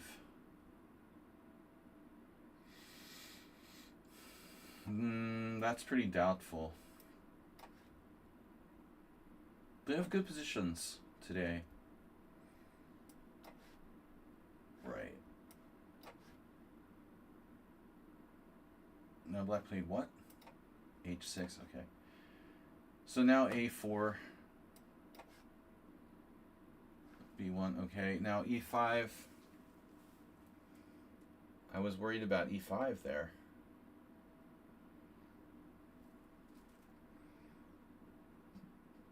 I mean, I got a pawn, so it's not, like, fatal. I need to bring my bishop out. What am I going to do? Bishop e5, f4. Maybe that makes sense, strangely enough. Inducing f4, then going back. Uh-huh. It makes a lot of sense. So, good games today, guys. What does bishop f4 do? Well, I can castle queenside now. Now we're having fun. This is the basic idea. Okay, h4, king b8. Maybe I should play g5. Like, if you can get it, you should take it. g5, bishop g5.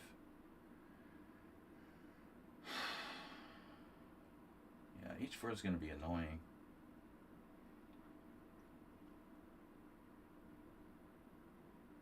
g5, bishop g5.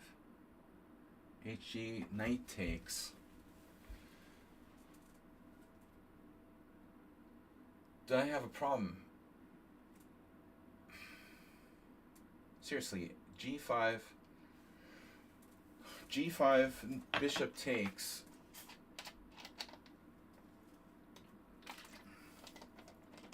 What's the problem if I'm just patient? You know, castle, h4, king b8, what are you going to do? I think that's all I should do. Now,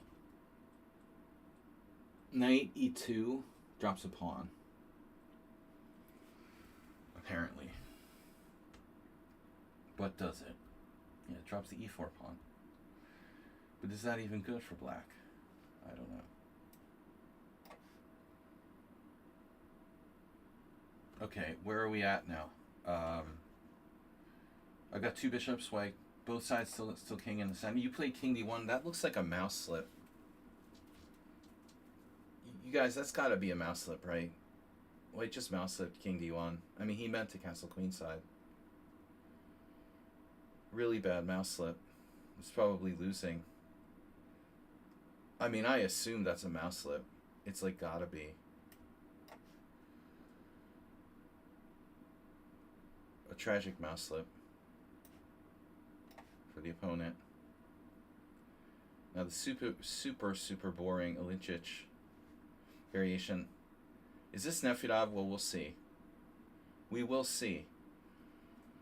It has a very strong Nefedov feel to it. And this is why you don't play. This was the game? Yeah. No, this was in English. Oh. No, this wasn't. This was the English line. Oh no, right. Right, Fianchettoed Knight. Yeah, I thought you might do that. But I'm really good here. This is an excellent position for black. Queen takes b6. Pawn takes d5. Queen takes b2. Hitting your knight. Or I can take with the a pawn. That also looks very good. My structure can get a little messed up. A, B, C, D5, knight D5, knight D5, pawn D5. But black's pieces are so active, it's ridiculous. Yeah, the one move threat. Now we play king B8.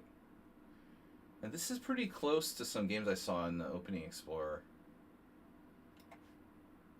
In that line previously on our show. What about D5 here? You're going to castle queenside? Yeah. White has not committed his king to castling one way or the other. But I assume we're going to see d5. I mean, castle queenside. Sorry, Freudian slip.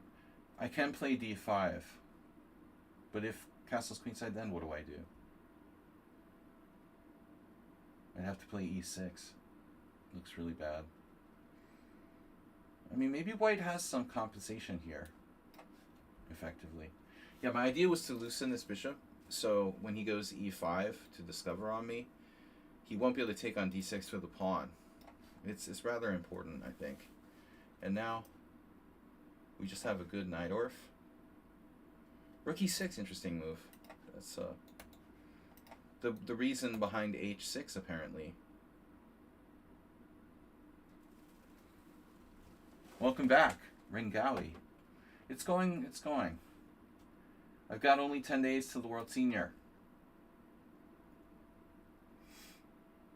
We're going. How are you? So black's going to double rooks. How's my queenside play coming along?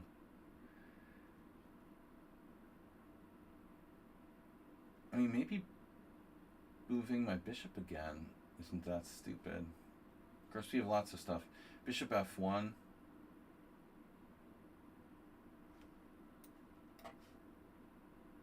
Right here.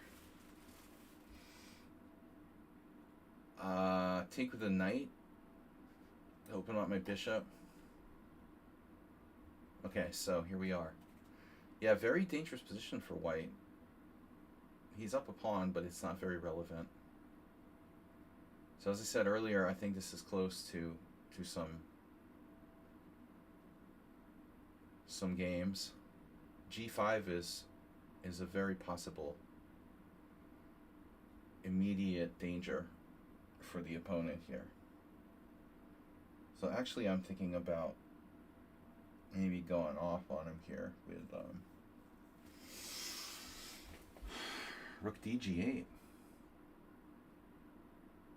The Bee Gees. Of course, that might allow knight d4. Huh? We don't want to be allowing knight d4. g5, hg, hg. Knight takes g5. Queen h6.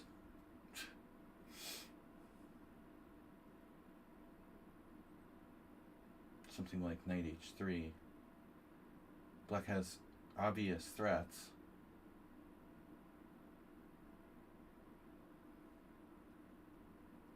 There are other ways to skin the proverbial Schrodinger's cat. But the thing is going to come to the A file, and then the D file, rather. We're going to start doing D file.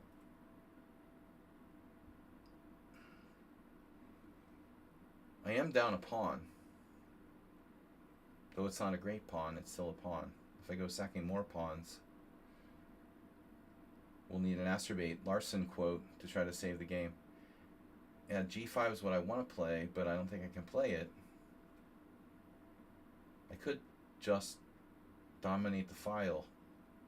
But white, if white tries to do like King H2, he'll get G5'd for frickin' sure. He can't play King H2. So like Rook D7, Rook D1, Rook D8, Rook D7. Well, he will get in Bishop H3 at some point.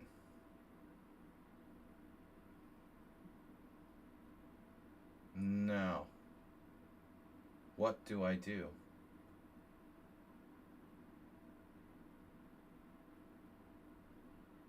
Knight E7, swinging my knight around to the other side.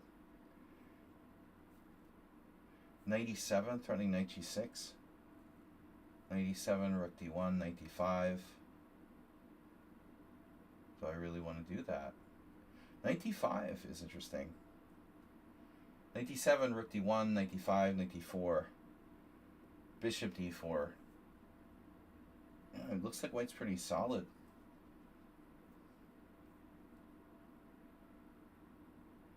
Knight F4, someone gifted you a sub. Yeah, thank you guys for gifting. G5 HG. I keep looking at this, wondering if there's some attack. I'm very close to an attack here. Maybe I should go caveman.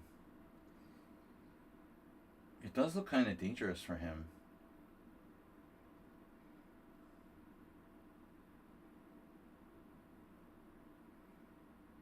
King takes, knight takes, queen G6.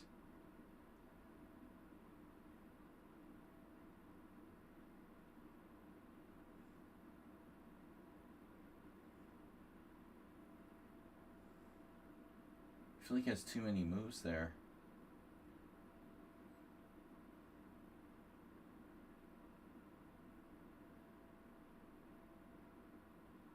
Must be a very strong player with white, though. I mean, this is... feels like kind of best play. I don't know, maybe I shouldn't panic. Knight A5, rook D1. What if I just played something positional, like queen C4? Queen C4, knight C4. I'm down a pawn. I feel like the G5 is important. But I don't know how to get that in. Yeah, I guess. So if we do rook DG8, I guess we're going to try it. Alright.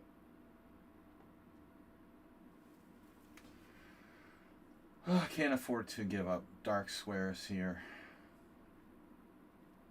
H3. Takes. Queen takes.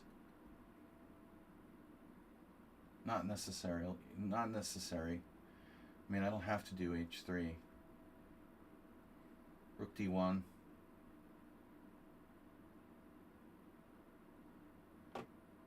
Queen F2, knight A5.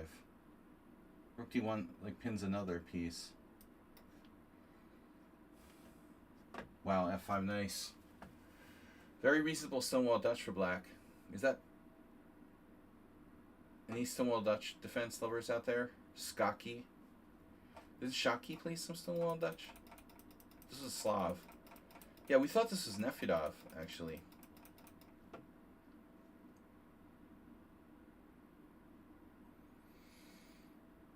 Bishop is actually holding up F4.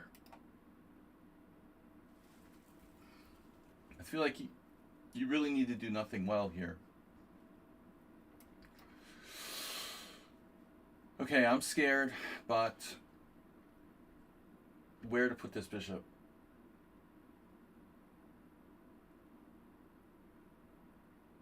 Bishop C2. Bishop E2. Bishop E2. Judge E2. Judge Ito. Yeah, Bishop E2, B4. Bishop F1. Bishop F1 is a possibility.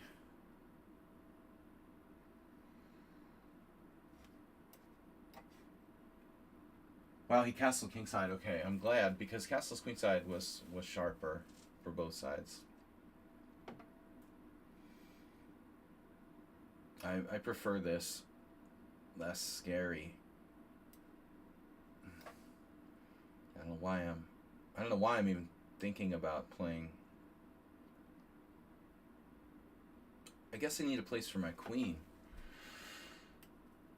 Yeah. Yeah, I mean, that mouse flip is devastating for him.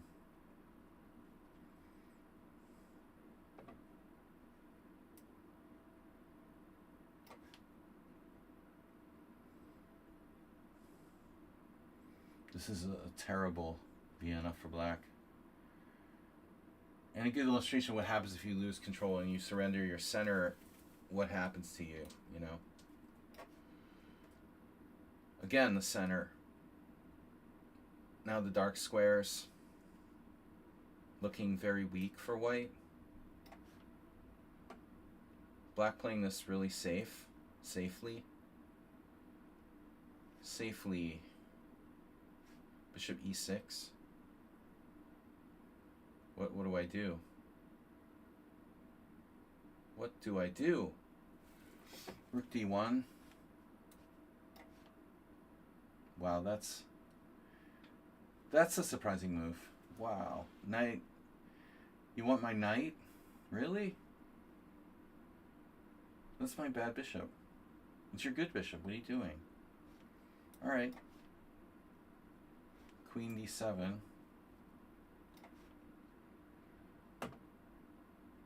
Development. Anyway, that pawn needs to be protected. So he doubled the rooks. I'm playing g3. Now we're trading. Nice piece coordination, but you're down a clear central pawn. Yeah, I mean, white might have a tiny bit of compensation here.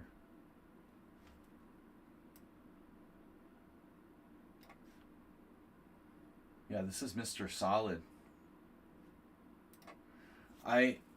Oh man, Mr. Zweck. Mr. Zweck. Mr. Zweck is donated $25. This is 35 minutes ago. I'm sorry. I don't know why my notification sounds don't work. Mr. Zweck. Thank you, Mr. Zweck, for your help.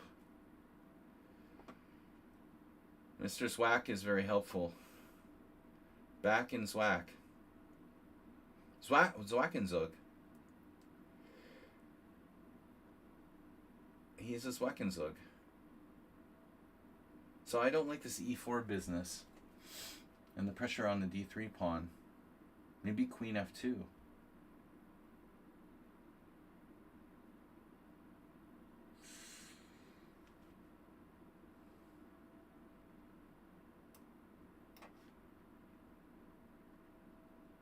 Holy moly.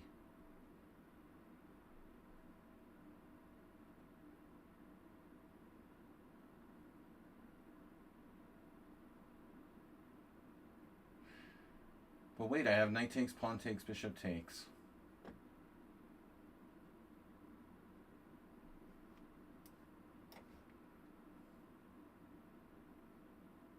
Okay, f5. Well, that's nice, but it's not e5. It's much different. This is also available. Are you available? f6 is one of the most deadly ideas in chess. Clearly. But I want to watch for that. Yeah, I mean, I'll play knight e5 and give up the bishop on d5 if I have to. Nice bishops. Unfortunately, I don't have f5. So that king is trapped in the center, as is mine, but with the two bishops and his knight is bad. I mean, we should be clearly better here. I mean, I'm probably winning in some endgames. Which endgames, I'm not exactly sure. And what am I going to do with my king? This isn't so easy. I got to watch the a5 pawn now.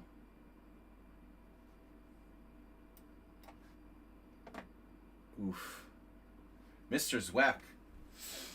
It's Mr. Zweck. There's Zweck.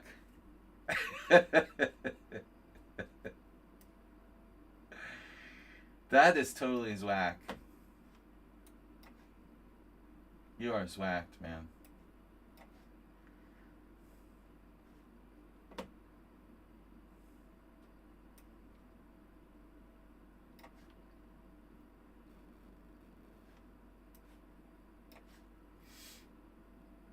And the f5 square is there. Zwack unicum. I gifted Mr. Coffee some Hungarian liqueur. It's similar to Jägermeister, Mr. Slow. I don't know if you're familiar with it. Yeah, bishop g5.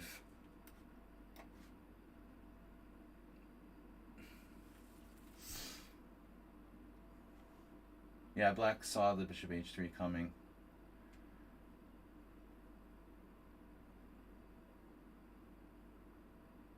Sees everything.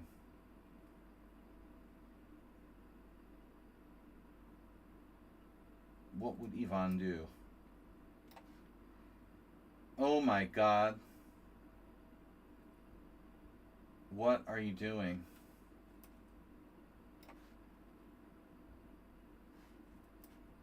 Zweck in the middle. Mittelspiel. Mittenspiel. Playing with mittens.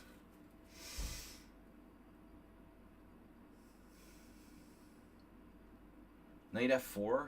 Anyone? Ugh. It's kind of gross. Schmittenspiel. Wow. That was unexpected. Oh my god. What is White doing? He played this game so well.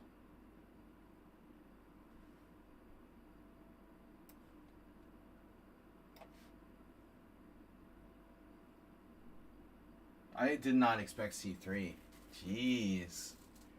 That's dangerous. I thought you would play rook c1, but I guess you couldn't because of bishop takes a4. Okay. Now I understand why and how things work. Queen d7, c4. Alright, so we're going to have to take the Mittenspiel. Bitte.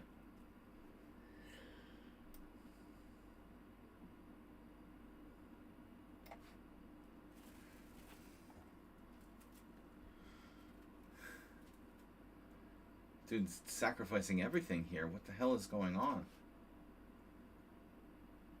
Well, black finally gets to attack the white center. I mean, it's a little bit late, but maybe better than nothing. Also, yeah, it's a nice idea to get the dark squares. Bye-bye white squares. But at least you get some dark squares. Not a bad idea. But I might have a tactic. I have e5. e5 looks good. Der Mittenspiel. I think I blundered now. Oh my god, what am I doing?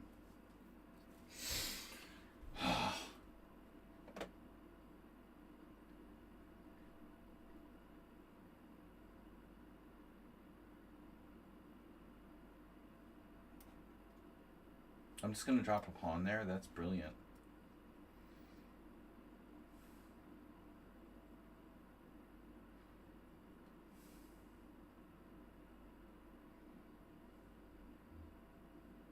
Okay, whatever.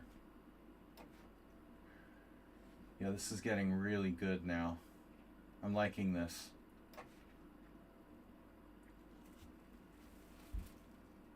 Yeah.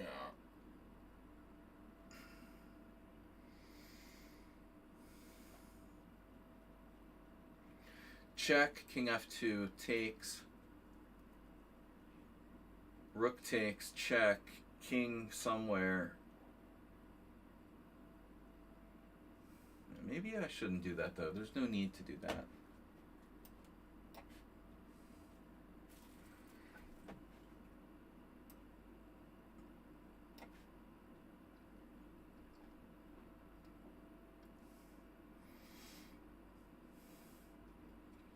Max Schreck. Mittenspiel. Oh yeah. There's this German guy at poker yesterday. He's half German, half American. That's a weird combo, actually. It's weird. He's like one parent who's American and the other one who's German. But he lived most of his life in Germany. It's weird.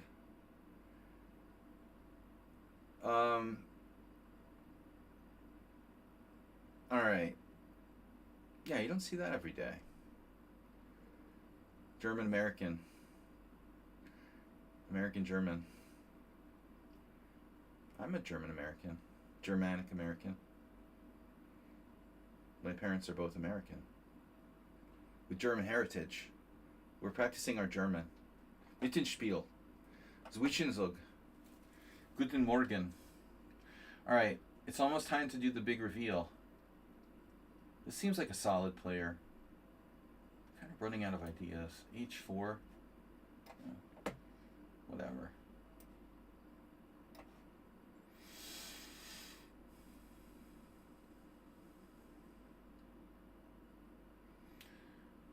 Power puff.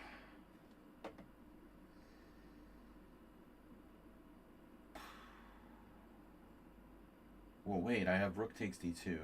Bishop takes d5. Rook takes d2. Rook takes e2. What am I talking about? Rook takes e2. Rook d1. Bishop e6. Now, does my rook get trapped? And it probably does. I don't see any need to do that. Yeah, knight a5. That's what I figured. My queen's off the line now. And you are ready? Are we ready, sire? Yeah, now there's this mating issue, you know, with like queen a6 and stuff. So I'm not really cool on that.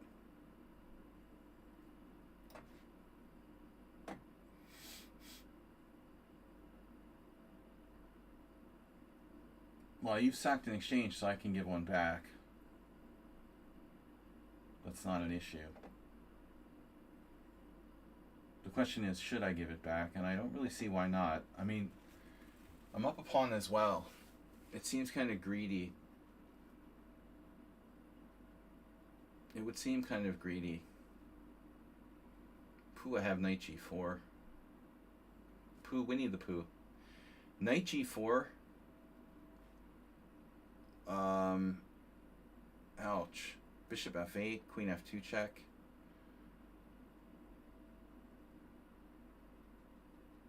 King h1. Queen g2 check, king takes knight e3 check, king somewhere. King f3, knight takes d1. Yeah, that looks a little dicey. Why don't I just go here? Now, what the heck? What heck?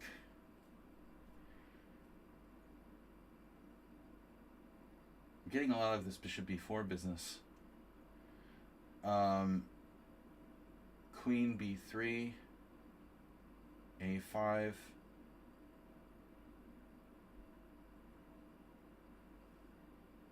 Our knight is nice. That's a nice knight I've got there. Yeah, queen b3. Avoiding the exchange of queens. Okay, so now I have a double attack. This looks very strong.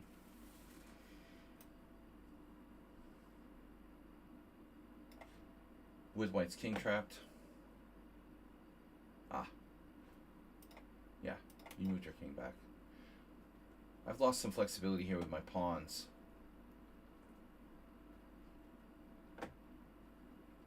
What exactly am I trying to do?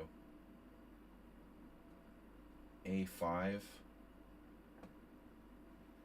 Maybe rook a1.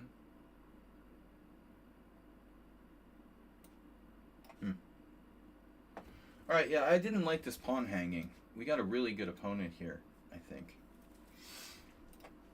He's played really well. b4, knight c6.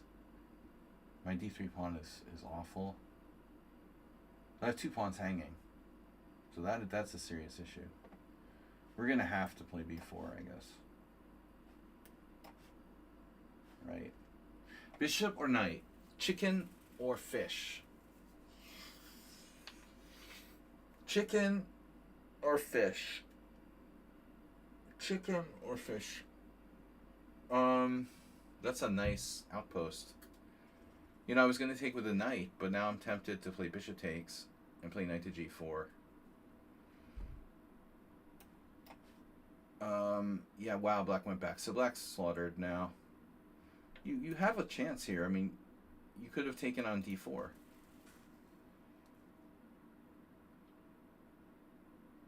Takes on d4, bishop takes d4, and then if pawn takes e5, yeah, that's a huge mistake. All right, guys, who is this? Who is this? e4e5 player? I don't know. That looks like black is dead now, though. This is just too brutal.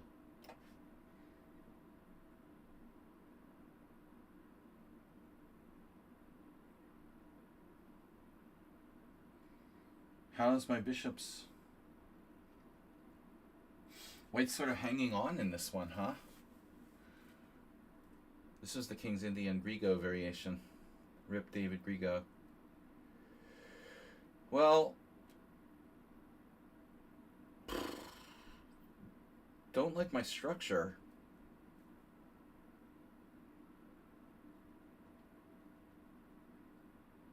I gotta tell you, White's kind of pissing me off here.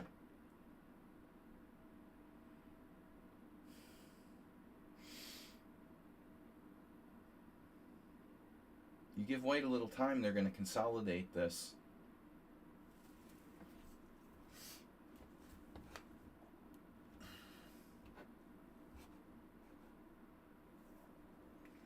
Why doesn't it highlight the last move?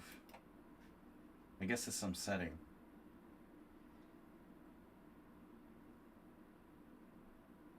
Yeah, White has managed to maintain equality, it looks like. Do I want to play d4? It's unclear. Can I put more pressure on that pawn? Queen f6 seems stupid. Rook a5. I don't know what that does. Whoa, what did I just do? So this guy... Oh, Adnan left the game early. Okay. Well, anyway. I was trying to play Rook a5. Does that move even make any sense? I don't know what makes sense here. a4 is a really annoying move. You're freezing my pawn. Keep me tied down to b6.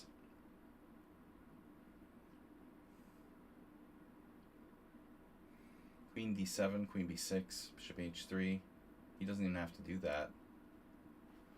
I don't know. It was an idea. We're just going to do it. Okay. So bishop c5. Scary. I don't like bishop c5. I'll be honest. Maybe I made a boo-boo.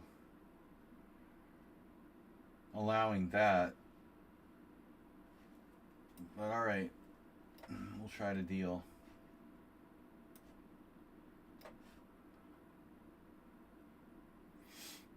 Yeah, I don't mind if you want to trade knights. Phew. Wow, this is really over. That guy played the opening really well. Like, we're talking about Chessable or whatever. People studying openings more. Getting harder to identify the level of the opponents. You know, you think, wow, this is a noob or low-rated player, and it turns out, you know, it's hard to tell. Or you think it's a master and they just like blunder. You can't judge people by the opening play, really. You have to judge your opponents more based on middle game and end game before you really know what you're up against. Maybe a5.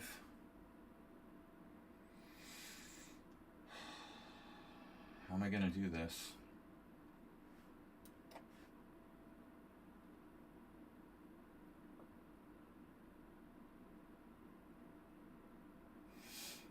Don't judge a noob by its cover. The b5 pawn sack. Yeah, I don't want to be giving up material. Just about now. Queen a8.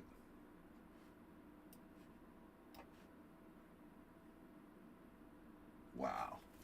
Allowing e4 and not taking. e5.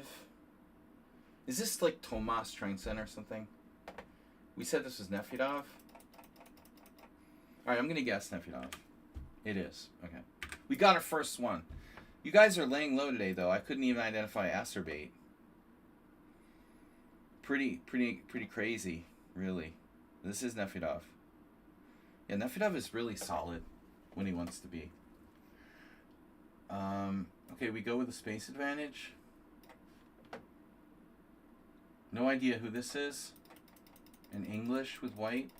Acerbate, would you do that? Not really. Normally, no. So I don't know who this is. I am literally completely unsure who my opponent is in this game. Literally and completely. Literally and figuratively. Am I going to get in trouble here? Another interesting question. Okay. Well, let's do this.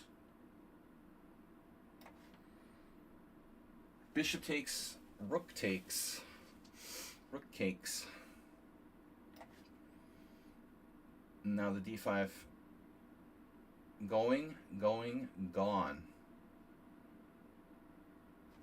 That's a nice pawn to get rid of. My white square bishop is very happy about that. And now we need to get the maneuvers on. But how? H4 was definitely sus by me, I think. But let's see, knight, knight e2. Yeah, why not? Famous last words. I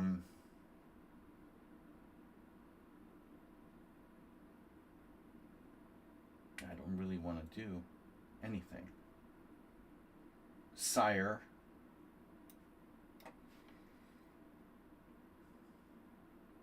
Knight b3.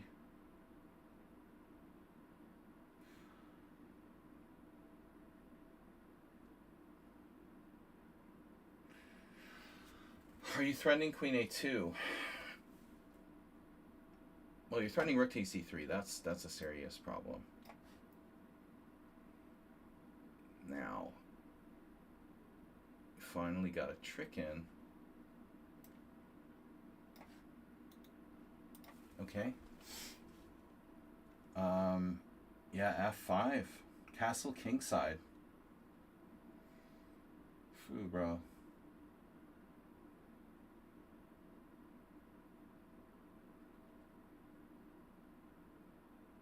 Yeah, this is looking good.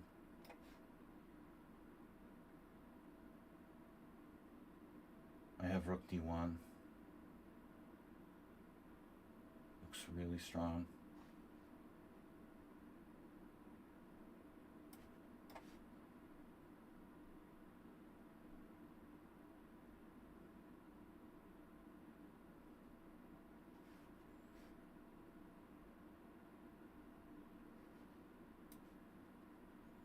Why am I giving this guy time to do something here?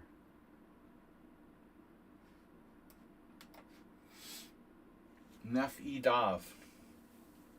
He's a close relative of Wile E. Coyote. 97. I thought you were going to go to g4.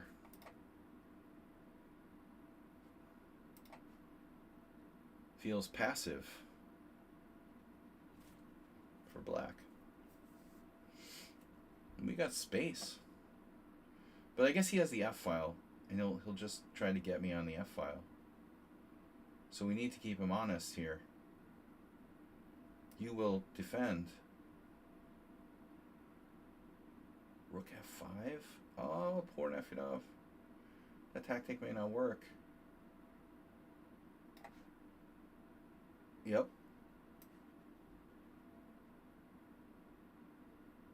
Yep. And c5. Well, I mean, do I even want to do that? Really? Everything's good.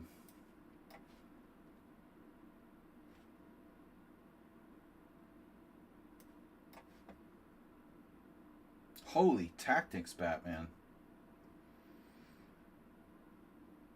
Did black just hang a piece? Yo, he was low on time.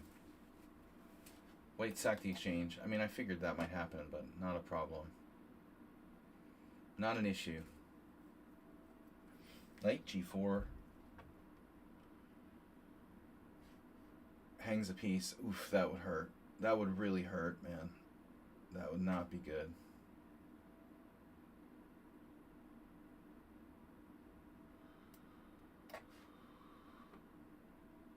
Okay. c5. Again, rook f5 is going to be some sort of issue. So Nefedov, I don't know, man. I mean, he looks pretty solid here, actually.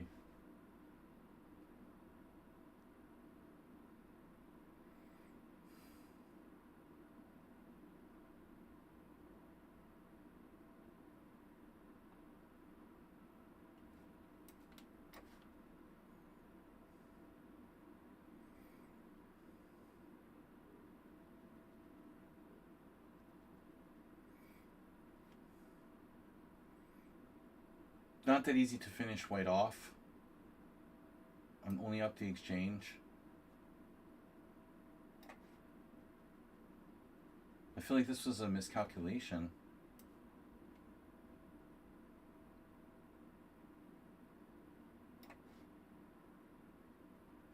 I wanted to get to the long diagonal.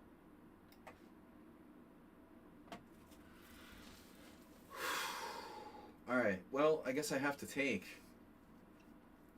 That was the plan. Nothing special.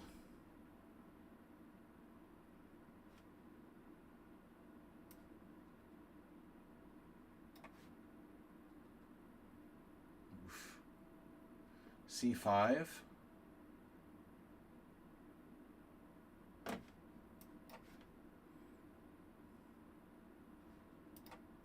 Knight d2. R2 d2. What move is this? And who's playing white in this game? That was weird. I'm gonna say like Thomas Strangson. I mean, someone who plays some weird stuff. It's R. Brenton. Well, that fits the category too. Alright, Richard Brenton with a spicy, weird white side of a Sicilian. Should I castle?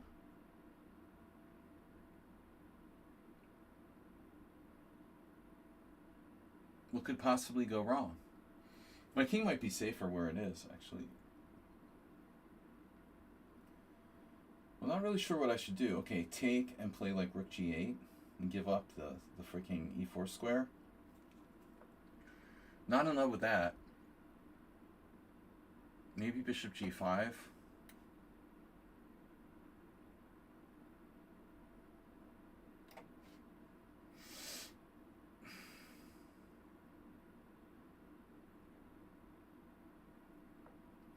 Nefedov is scary. Scary Barry. Rook f1, knight takes e5. Pawn takes e5.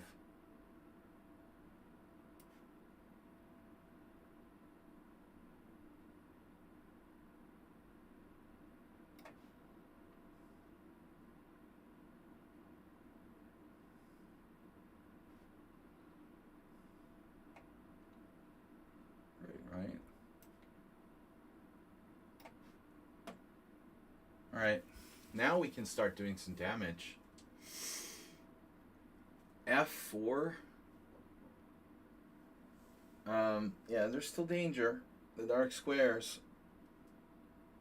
are dangerous for both sides. Aye aye, as they say in Hungary. Much as I'd like to play, what would Capablanca do? Queen d4, queen d4, a5. I could just play some kind of centralizing move. a4, a4, b4. I don't like my knight being chased away from c3. But b4 is not a real threat. f4, there's f4 queen, queen b6. f4 queen b6. Gets kind of awkward. Could move my king, like king h1.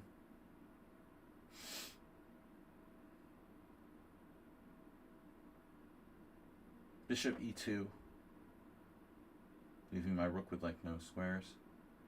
That's always good. How about a knight maneuver? Knight a4, threatening knight c5. Knight e2. a4, b4. I don't know, guys. I'm better. I have a central pawn on e4, but my bishop's not that great. Maybe g3. No. I want to get that knight off of e5. It could drop back to d7. So if I move my king, he has like queen b6. It's really annoying. What if I forget the file and play like rook a e1 or rook d e1? Forget the freaking file. We go all in for f4. Black plays knight h5. I play like g3. I could play g3. There's a problem with that though. If I ever play, let's see, rook e1, g3. This looks dangerous. Next.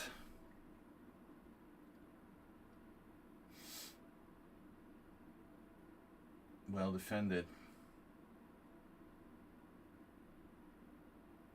God damn it, Jerry. All that for nothing?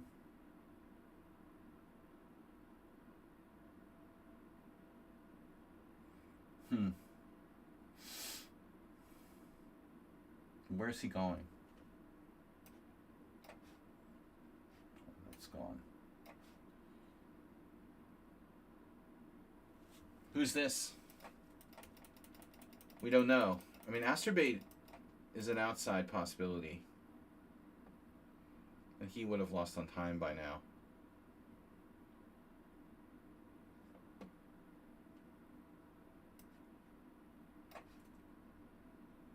This looks really bad for white.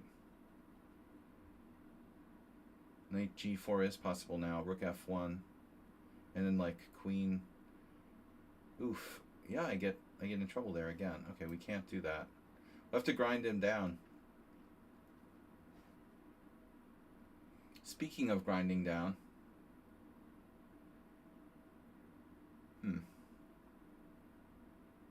Maybe this. Yeah, I thought you might see it your way. Pawn takes, though.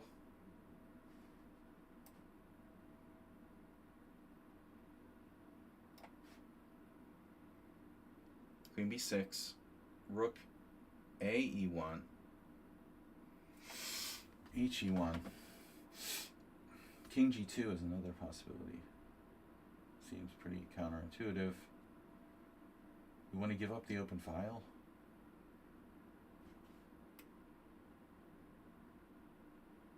Yeah, I'm having second thoughts about this. Right, okay. Now we got some stuff. Got more stuff.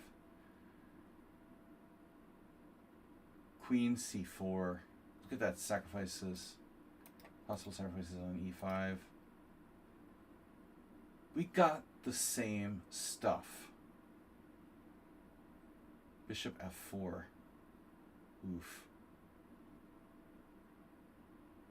It just so happens we've got the same stuff.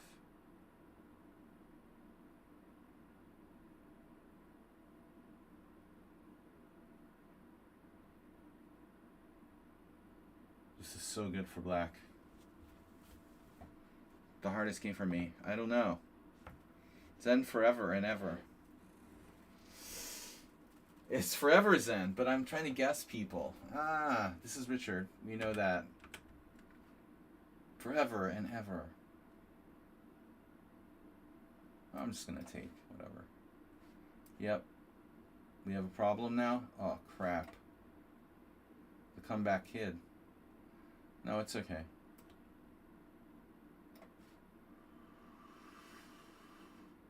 It might not be okay, actually. Unfortunately. Zen forever and ever. Zen is great, man. Zen is a great thing.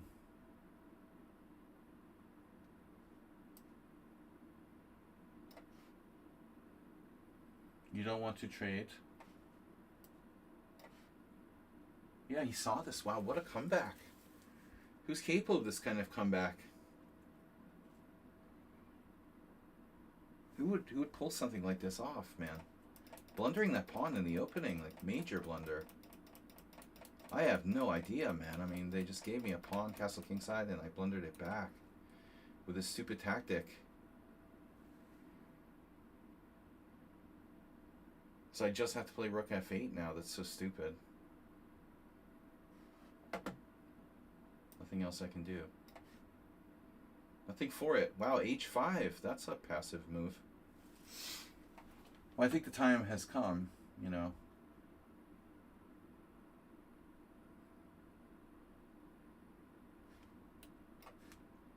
Draw offer. Accepted. I accept Nefedov first draw of the day. He's a leading draw exponent. Alright. Good there. This is getting a little weird. I have f3. If it's f3, it's for me, right? We've been here before. Boom. Cagily defending. I like stuttering, by the way. I'm really good at it. Alright, whatever. So e4, f4, whatever. Park the car. Mr. Coffee. Did you park your car? Yeah, speaking of f4, that's the whole freaking point, right? I mean, for like half a year now, this is... Well, he's got knight g6. This has got to be a good player. You know, the more I'm thinking about this, this could be like Mr. Slow. I'm going to go with something extreme here. I think this is Mr. Slow. I'm a fucking genius. I knew it. It was like, plus he was so interested when we got to that board. But, you know, I'm at a book in this opening, and I really don't know the theory very well. But, you know, I've kind of gone around thinking I sort of know it. But you're defending cagily and that time use. Yeah, we got him. I knew it. I knew it. It made sense, you know. It made sense. You're defending very cagily. I don't even know if I call it defending at the end of the day. Who's defending? And who's attacking here anyway? G5 is a high-level move. Does it work, though? Okay, f4, takes, knight g6, f5. Well, there are two possibilities. It works or it doesn't work. Knight h4 check. That's awkward. That's very awkward. You know, king g3, knight takes f5.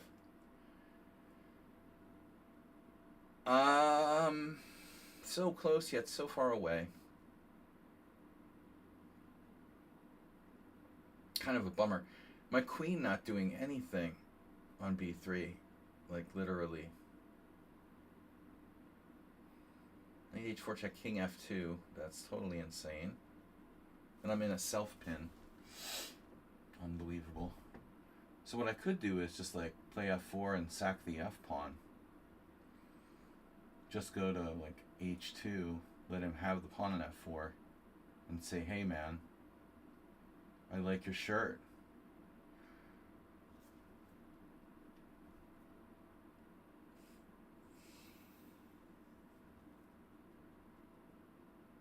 Because if I don't play f4, I may never get to play it.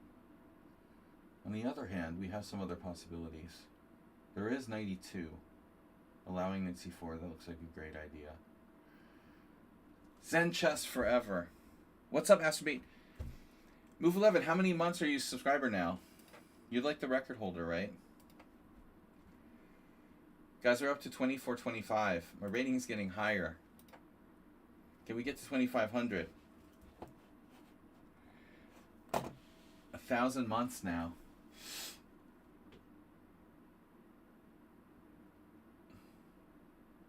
Oh, wait a second here. I have f4 takes king g3. That's pretty crazy. You know Mr. Slow is going to annihilate me. I can't do that. Something has to be done about this. I can't play that. Damn it. So the whole time I'm on the wrong plan, it looks like. Alright, G5's been played though. You can't take that move back. It might come back to haunt you. But it might come back to haunt me. Maybe I'll go back to the... Maybe I go back to the... He's going to play rook e8. The d-file does nothing. How about my queen? This is pretty classic semi-Slav stuff. Knight d1. Derailment. Knight b1. Knight b1, knight d2. Zen chess forever. f4. Takes. Knight g6.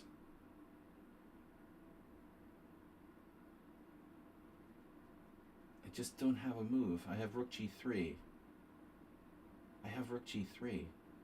Well, that's kind of cool. Wow, maybe that works. Holy shit. f4 takes, rook g3. Oh shit. I think this works.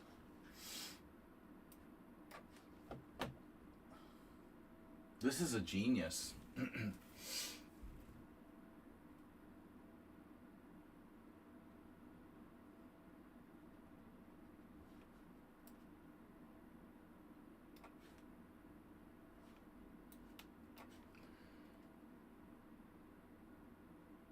We got him where we want him in this endgame. But my a5 pawn will fall, so actually it's not so clear. My king is still vulnerable. What about the h file? That's not a big deal, right?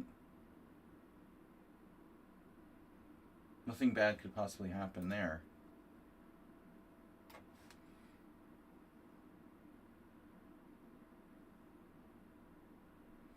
I think at this point we sort of consolidated. Sort of.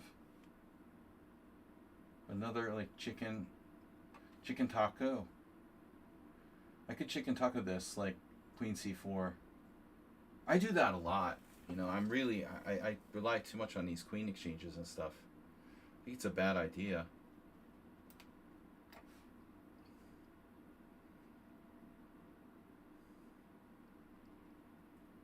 Chicken tacos, beef, chicken, fish.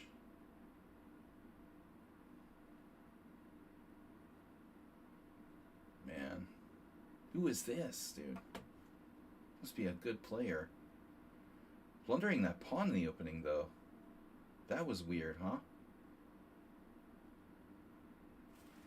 I don't know what to do. Hope for a draw. Unbelievable. Now I'm worse.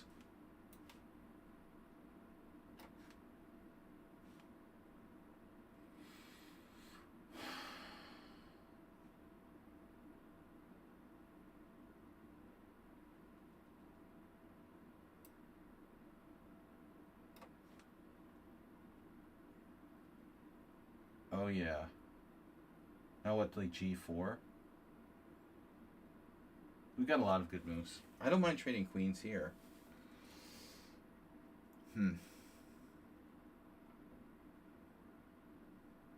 Maybe g4 is too much. I don't want to underestimate this position for black. Black's position maybe not that bad. G4, knight, d7, bishop g3. That's kind of dangerous.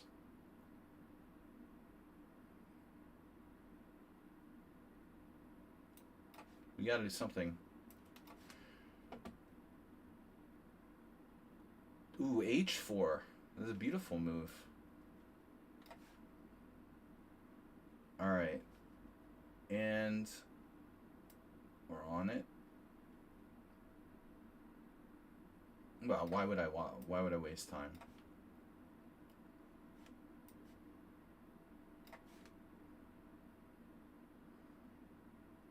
Oof. He overlooked a4. Bishop g3. Why did I think that was okay?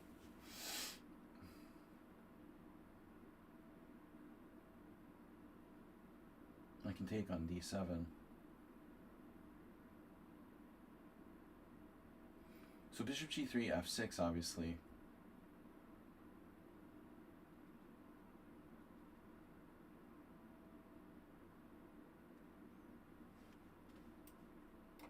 That's a strong player. I mean, I don't know who it is exactly, but seems like a very strong player.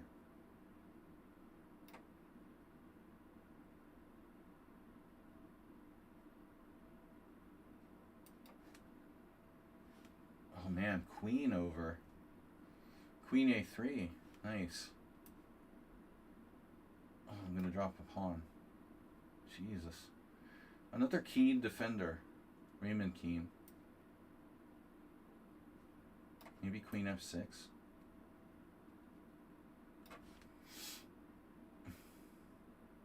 Alright, I looked at this.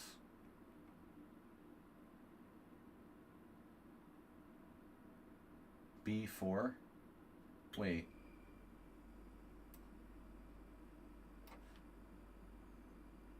Yeah, this is the only move.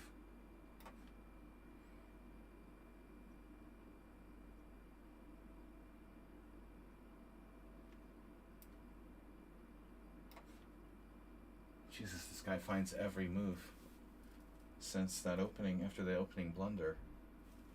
Very strange.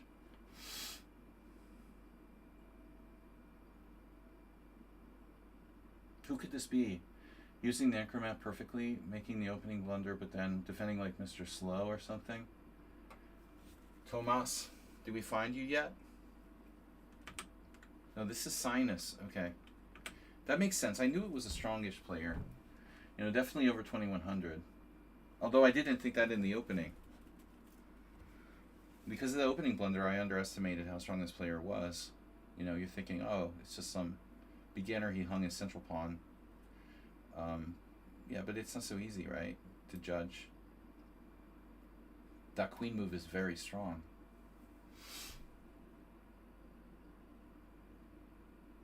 So rook takes. I don't know.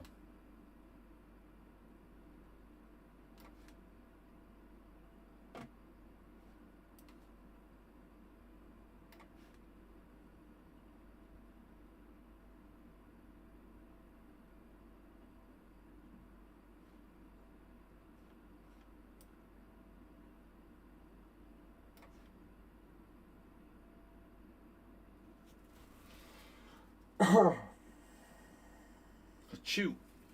All right. Well, I didn't want to do that exchange of pieces, but it happened. So this queen takes, check. If he takes on d6, he gets mated.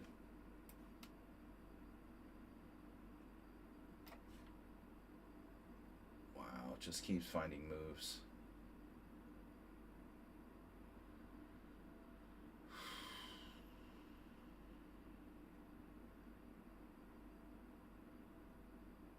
Sinusitis.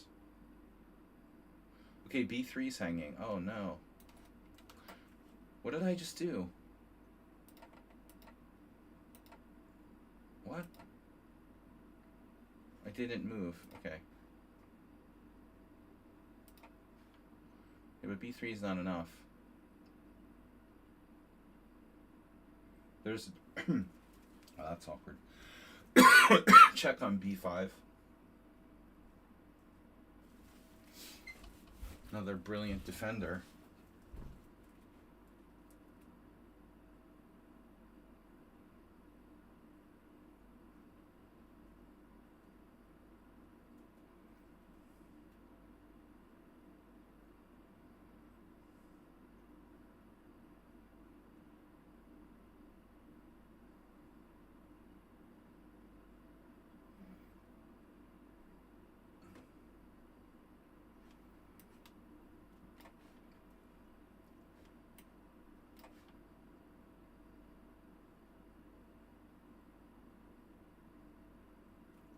guess I have no choice. Oh, I have a trick.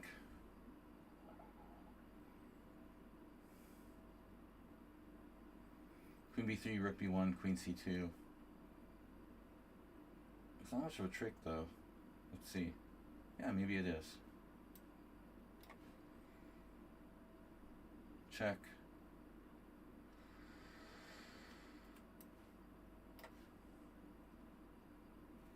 Right. All right.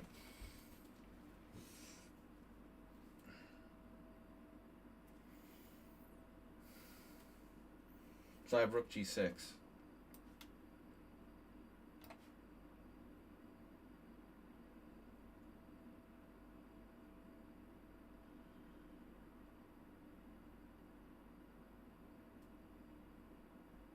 Defending said pawn.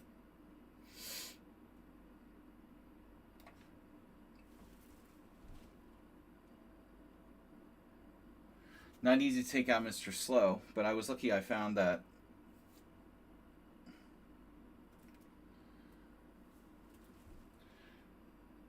rook g3 move. And something good happened with my queen on b3, which looks sort of weird the whole game. There is f4. It has like a lot of space here.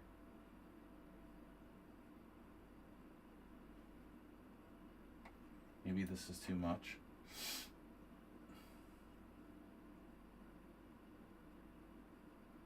That's another pawn.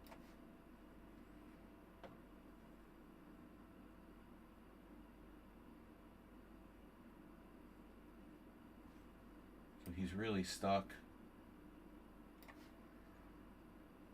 Yeah, I saw this, but I had an idea. Rook e3. Well, that's not very deep. You know, at first I thought my rook was unprotected. Like, it doesn't even have to be protected for this to work. So now queen d3. Okay. Queen d3. I was thinking queen c2, but this is better. You don't want the knight on c2. Well, maybe I'm not winning here. There's also a question about c2 because I'm on the a3 pawn then. So queen c2, knight c2, rook b2, a6.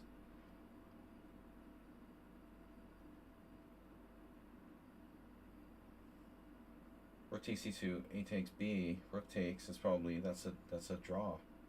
Queen d3, take. I mean, I might be better with the structure there. Knight takes a7, rook a8, knight b5, and black is slightly better. So Mr. Slow now, he's in desperado mode. Desperado. Maybe it works. Oh my gosh. That's crazy. Okay. It works. f2 is threatened. That's a subtle threat. And my rook is hanging with check now. Mr. Slow sees everything. Oh my god. Knight takes e4. Rook takes g6 check. Knight g5 check. Well, I have two pieces for the rock. Oof.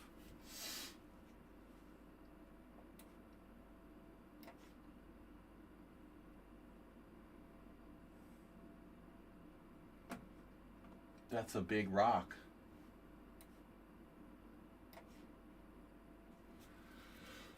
Space invaders of the third kind. Yeah, maybe this isn't so clear.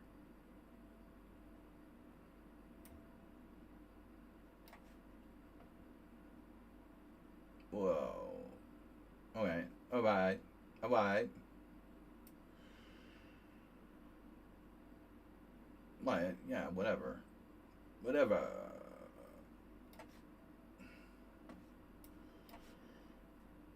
Whatever.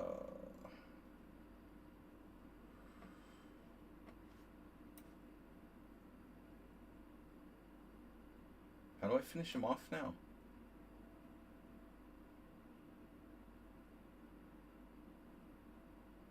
Whatever.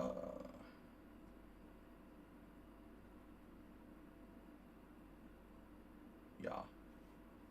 Yeah, yeah. Oh. Okay. Clay. Yeah. Rook A8. Maybe I should play knight 95 first.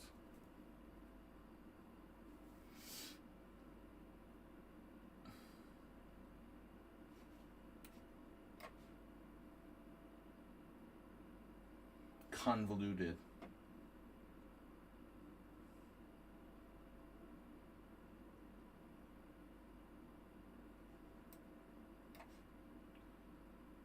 All right. That's mine.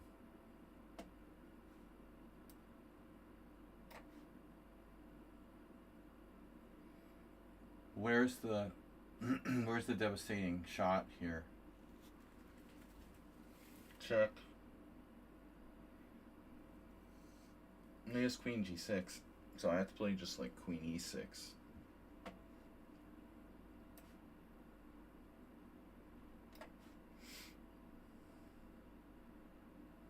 This is looking really bad for him. It, them, her.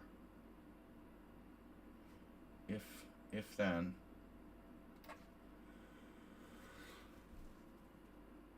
Most pawns are still on the board. So I don't mind an endgame, you know,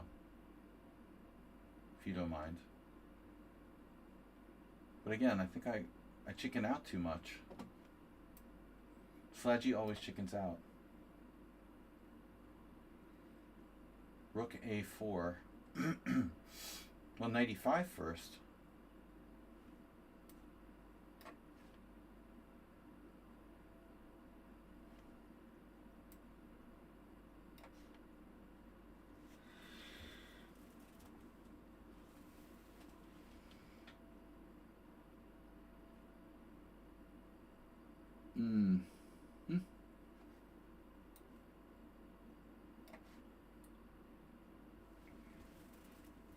The end.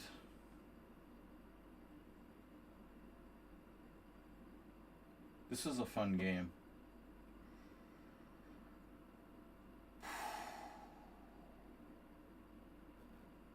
He has a check, another check. Those darn checks.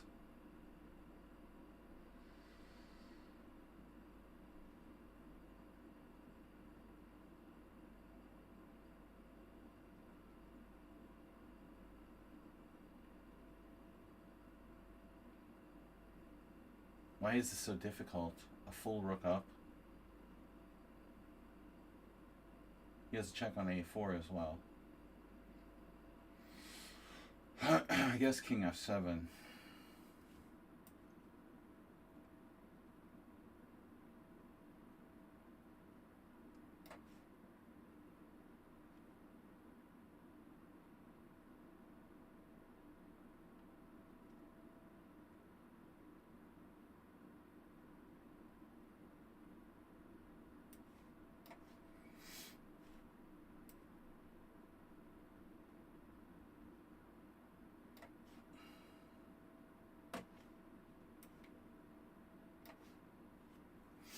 Yep.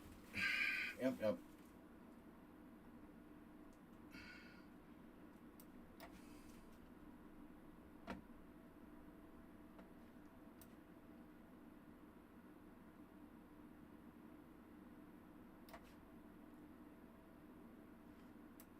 Nice try.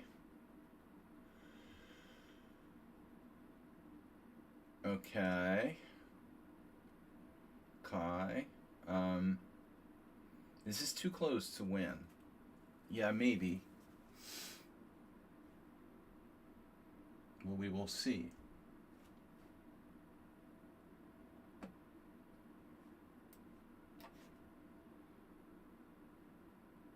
Oh man, if I could only move my king.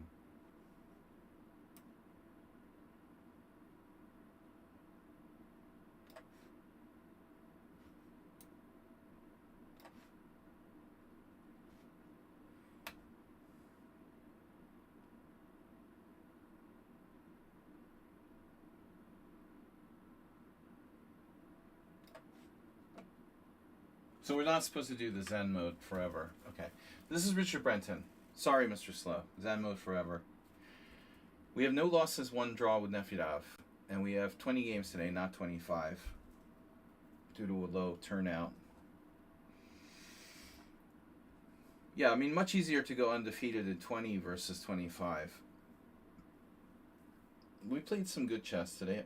I feel like pretty good compared to usual. Richard Brennan coming off a win, by the way. Just want to mention that. Obviously. Now,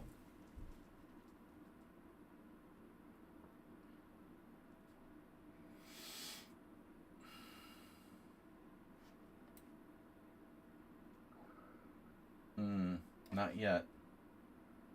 Maybe later. Oh shit, he sacked the exchange. That's annoying. Oh no. That's scary. So Sinus is still driving me crazy here.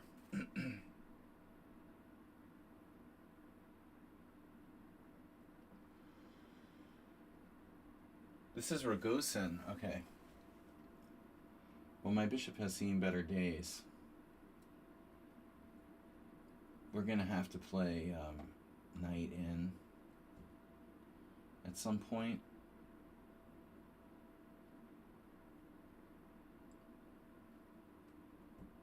Just not sure when.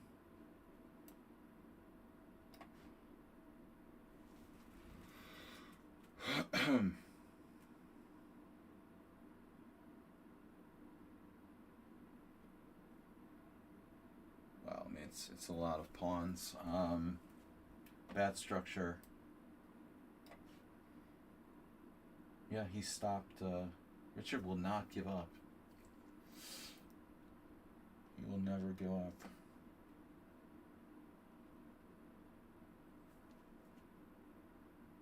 On my pawn. Unbelievable.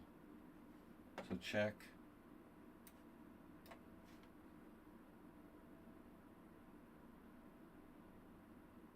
Oh no.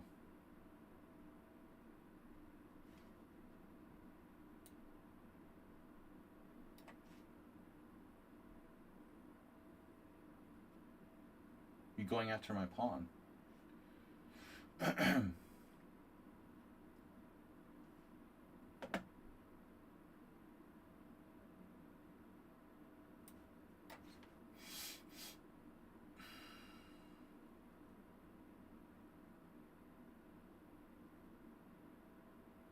No checks.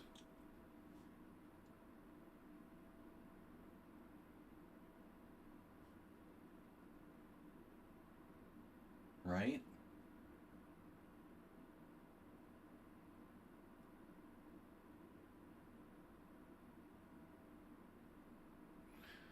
I never had such difficulty winning up a rook, but he will not roll over.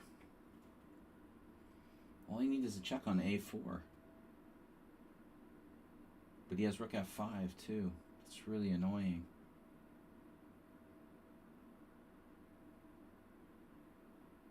Oof. Yeah, rook e4, horrible. Why don't I double the rooks?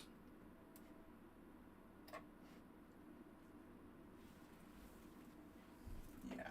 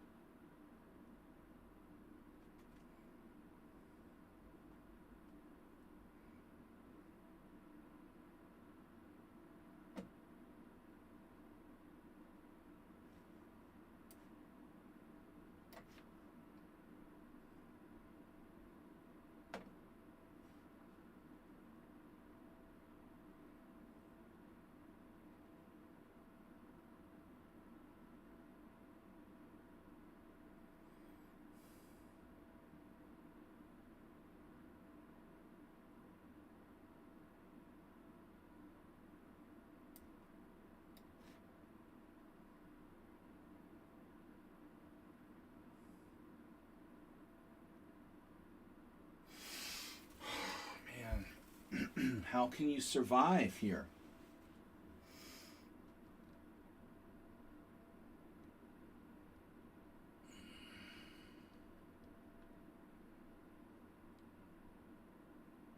It's so annoying.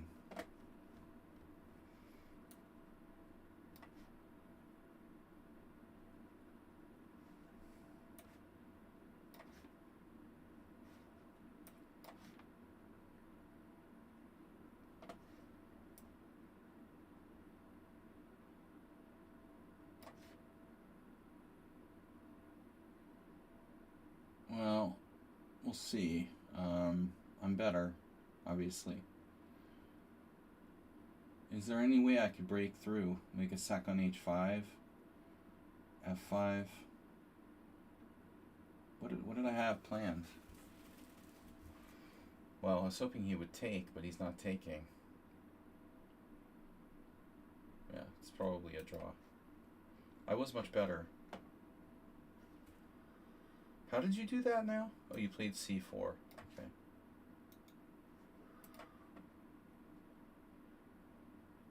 Right, so f4. And now Richard's still... He's still hanging in there. Good old Richard. Rook e3. No. I want to play a3.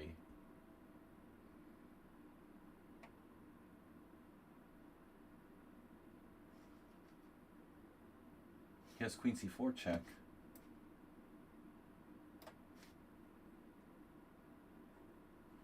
Thanks, guys, for playing. We still got some interesting endgames left. Looks like we're winning against Ruslan. That was Ruslan, by the way. This is Shreyas, who's new. We're winning now, obviously. Another pawn. Probably worth grabbing that. Yeah. Yeah, Ruslan's toast. He's toasted. Although if he got the e4 pawn, I guess it could be kind of annoying. If you got my h7 pawn, I mean. h5, rook there, takes, h6, yeah, it's fine. h5. Rook somewhere.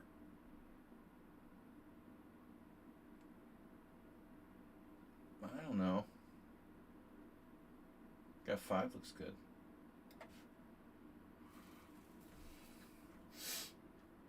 Now a3.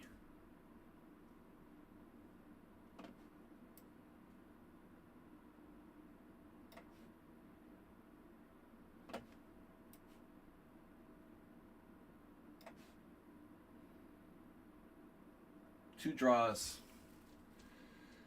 and 14 wins so far. Quick simul. It's early yet. This is only 2.5 hours. Actually, yeah.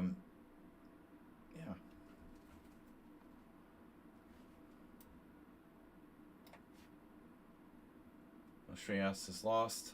Ruslan is lost. Brenton is lost. And Sinus is still unclear. Yep.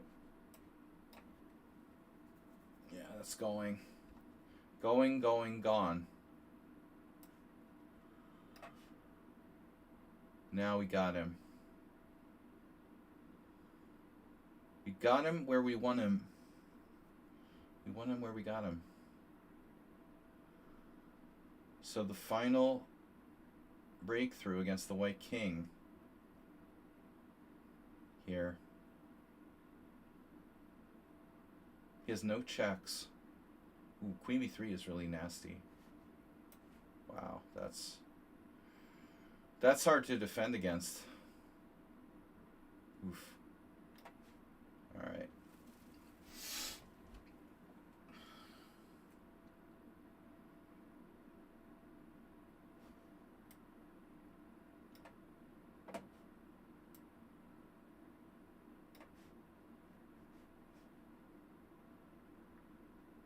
Ruslan is done. Done for. Can we win them all?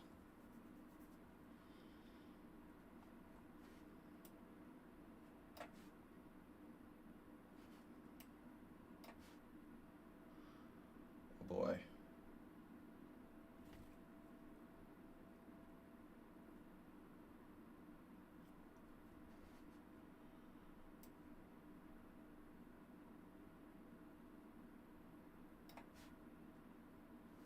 He's trying. I hope he's having fun. Well, I hope this was instructive. Can we win 4 out of 4? One of my better simuls. Interesting that they're not playing for a while might actually have had some sort of positive effect. Or not doing a simul for a while in any case. Yeah, I figured you'd see that.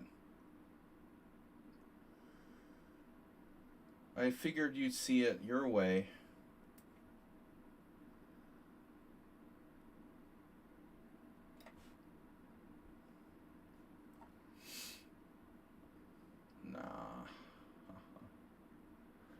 Nah.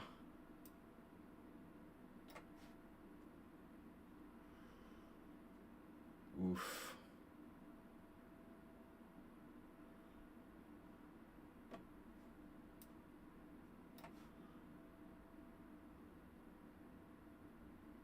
Mystery rook.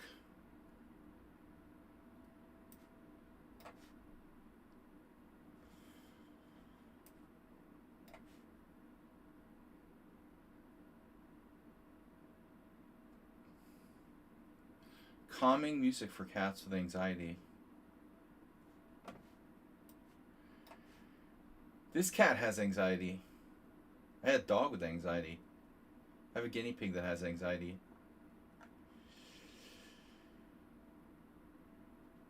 Oh no. No blunders today.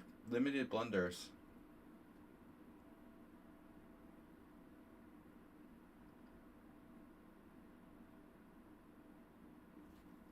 I think everybody's gonna lose. First time I have a chance in the middle game against the master. Yeah, I mean I screwed that up. You had got enough compensation.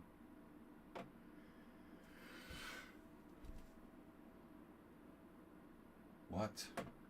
How does that work?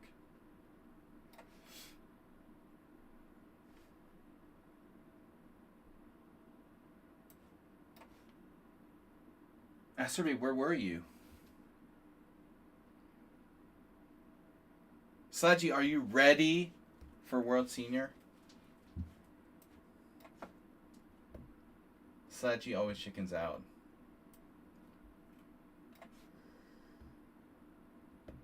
I missed that comment a while back.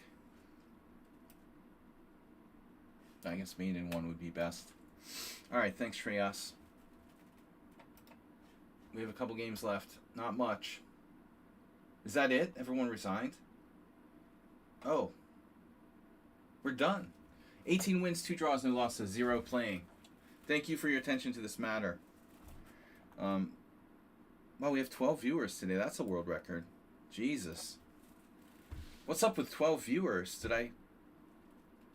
Wow, that's weird. That's what happens when I don't stream for 2 weeks. Everybody forgets who I am. Mr. Slow, you missed a nice shot? Oh, no. Yeah, let's start with Mr. Slow's game.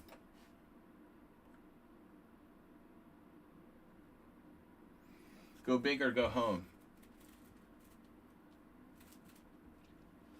The Mr. Slow, I made 2 inaccuracies, and he didn't make me pay. He was kind enough to make 2 blunders in time pressure, which is unusual. Alright, let's see. So, I never play the Marin with white. I'm not really sure what I'm doing here. So, e4, it's a move. This is a line. And now my move rook e1 apparently is not played. Alright. Yeah, so I'm familiar with like maybe 92 idea, which I use later. You actually got it. You got to be surprised. There's not many games here. You would think like such a variation would be extremely common. Um, this is very hard to believe. Very hard to believe for me that we have like 1,000 games here, and they're just getting whittled down. Now it's like 800, and white plays a wide variety of moves, but mine's the second most common move. So already now, and then after this, there's only 3 games where this has happened. So this is apparently just a bad move. So rookie 1 is just bad. So that's my first serious mistake. I mean, I remember this being a move. Well, anyway, okay, I make a mistake, and you're what? You're supposed to take on d4, which makes a lot of sense, because you're getting dark squares, right? So I was gonna play knight takes b5, I think. I don't know. I thought this was okay. What's the deal? That's weird. It's terrible. Oof. Yeah, I totally overlooked. Yeah, wow. Alright, well, that was it. I thought I could play knight takes b5, but you have bishop b4 when I fork you. Forked me. So this is terrible. Yeah. Now, that's a very bad mistake by both of us. Yeah, lack of familiarity here. You know, I can't do this. I have to just play e5 and I sack the pawn. But what did I get for this pawn? Like, nothing. So that's your first mistake. You letting me off the hook. And now we transposed to some game. And now your 95 is the same as this player played. Savina. And looks like you played okay. Yeah, maybe you don't want to play bishop b7 though. I mean, that guards the f5 square. She played a6, which is also a move to prepare c5. You know, the computer doesn't call this out, but maybe this is a mistake. Giving me knight f5. And I thought you would go back to f8. This was a provocative move by you. You know, I'm not sure that we can't label these moves as inaccuracies.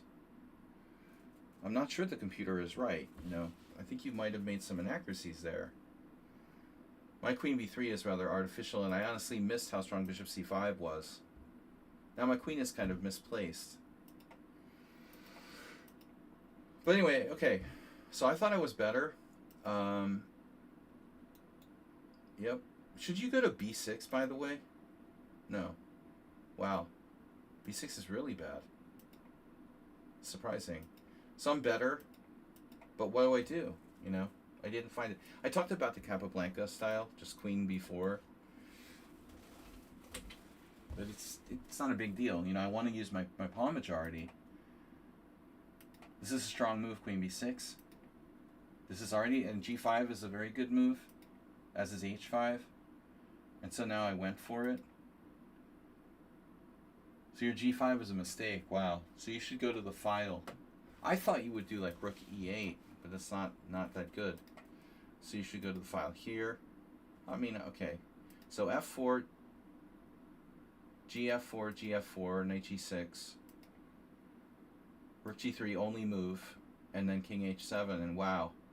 So after rook g6, you have a funny move, knight to d5. That's crazy. I took a knight, and now you just put your other knight in hang. That's hard to see, though. It's hard to see. Right. Yeah, that looks insane. So I have to allow this, check, and then I have to go up, keeping f2 guarded, and then after knight takes e6, it looks like white has to be very careful. You know, I'm up a piece, but yeah, the slightest mistake now, and I could be just dead. I have to play knight 92. This is very scary. Even if the computer says that white is like winning, I agree. Like, I don't know. I would have probably blundered or something with my king looking like this. So anyway, Yeah, well, I can't play the that line. I mean, I don't know what I'm doing. All right, next up, Shaki. Shaki played the opening greatly. Yeah, I mean, I guess my move like Bishop E3 isn't really like serious, but the whole line isn't dangerous. We're following Svidler versus Freyjane. Who you fan? Vallejo. H6 is a good move, and now I did this lame Bishop E3. But if I don't do Bishop E3, you're gonna play D5, right? I mean, it's just fine for black. So I don't know. What do I know? Wow, Bishop F8. Shaki. You can play Bishop F8. Say, why is my bishop on E3? Interesting. Yeah, honestly, I expected Bishop B6. So, keeping the tension here seems more logical. But how bad can trading be? Right? Okay. Yeah, this is also logical. And now I have to be careful. So I thought you might be better here. Because I have a lot of weaknesses. Yeah, I looked at knight h4. E4 is bad. So I played the best move. You played the best move. We played a good game. And even this. And now knight h4. I had. That was better. The way I played it doesn't seem right. I did something seriously wrong here. Queen f2.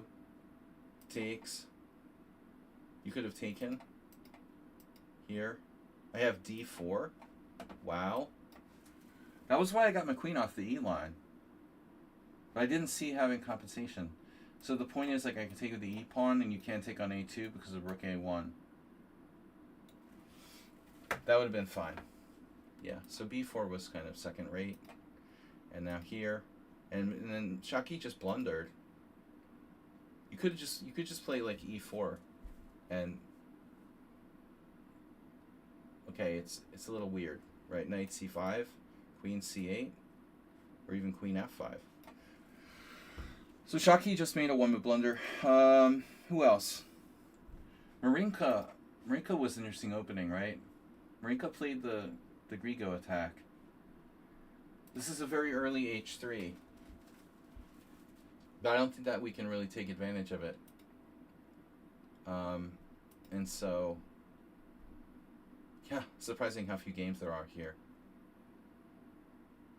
So I just did knight b7, we transposed back, rook e8, and now bishop e3. It's a line. Yep, I did the right thing. Yeah, so bishop takes is known.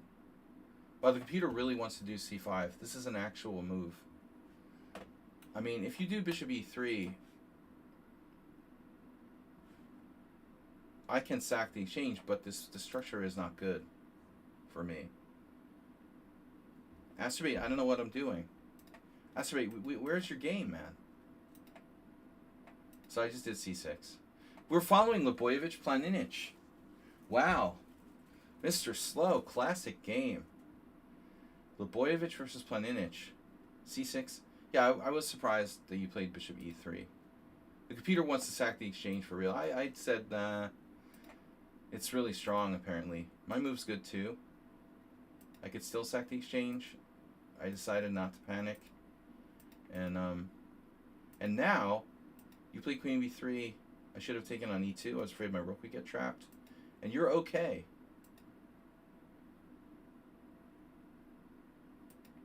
And I found this weird move, queen a8. So you should take on b6, rook takes a4, and we're like equal. So that was equal, and then he blunders, allowing b5. A little bit of a premature resignation, but I understand. Maybe you didn't want to get that. Who else? So Sinus. Yeah, Sinus blundered in the opening.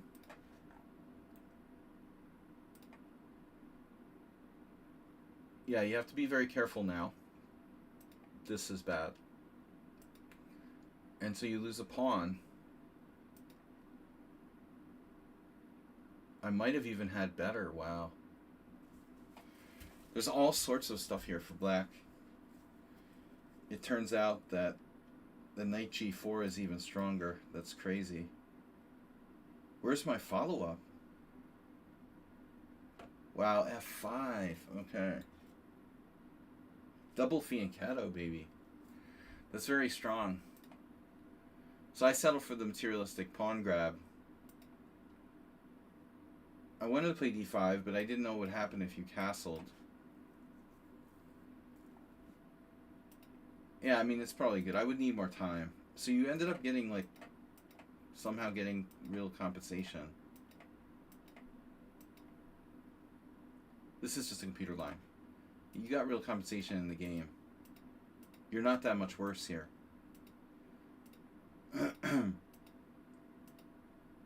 This knight a4 is funny, but it's not that bad. Yeah, I thought, okay, I'm just a clear pawn up. And already I have some technical problems. And I blundered this. Knight takes d6. And now you're better. You're better. Yep. Yep. Yeah, I'm lucky. I thought queen e4 was good, but it's a draw. It should have been a draw. Rook d1, rook d1, queen b3. Now it's a tough move to find rook d7. This is still good enough. Takes. Here. And you just didn't have a sense of danger. Still a draw.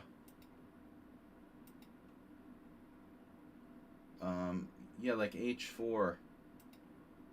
You need to play like h4 to stop g5.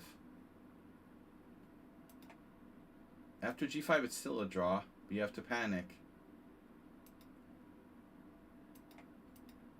And now you really have to panic. I don't know what you're gonna do. It's probably lost. Yeah. Heroku, what did you play? Oh, he went into this line. This is bad for black. Yeah. Yeah, Heroku, in this line you have to play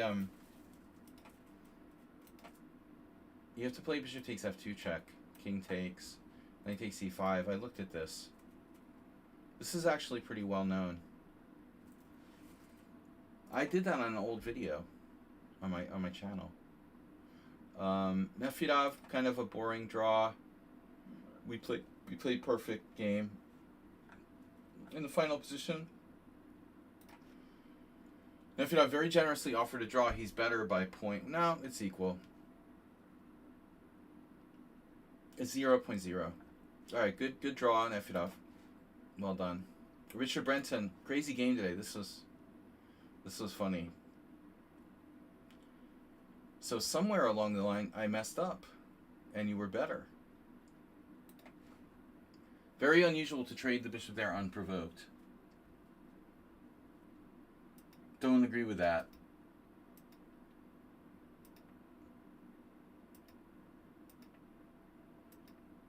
You know, your attack seems kind of hollow, but still, interesting stuff. So I did g5. The computer doesn't like it. Yeah. Well, I don't have to play g5 right away. You know, there are other moves, I guess, that were better. All right, so rook c8. You know, and then you made the touch move blunder, right? Peter wants to sack the exchange here. Yeah, I could have sacked the exchange. You just did a touch move thing. So this is a finger slip. But obviously, you know, it's already going good for black. But let's say you castle, right? Which is what you intended to do. I play b4. You do something like knight d5. So it's like the game, but your king's castled instead of king d1. Obviously a5, threatening a4. King b1, a4, knight c1. And so it's like a kind of normal Najdorf. This is what should have happened. But instead, you know, Richard accidentally, I'm assuming he accidentally played king d1. Although some people are crazy enough to probably play that move intentionally. I don't think even Richard would do that.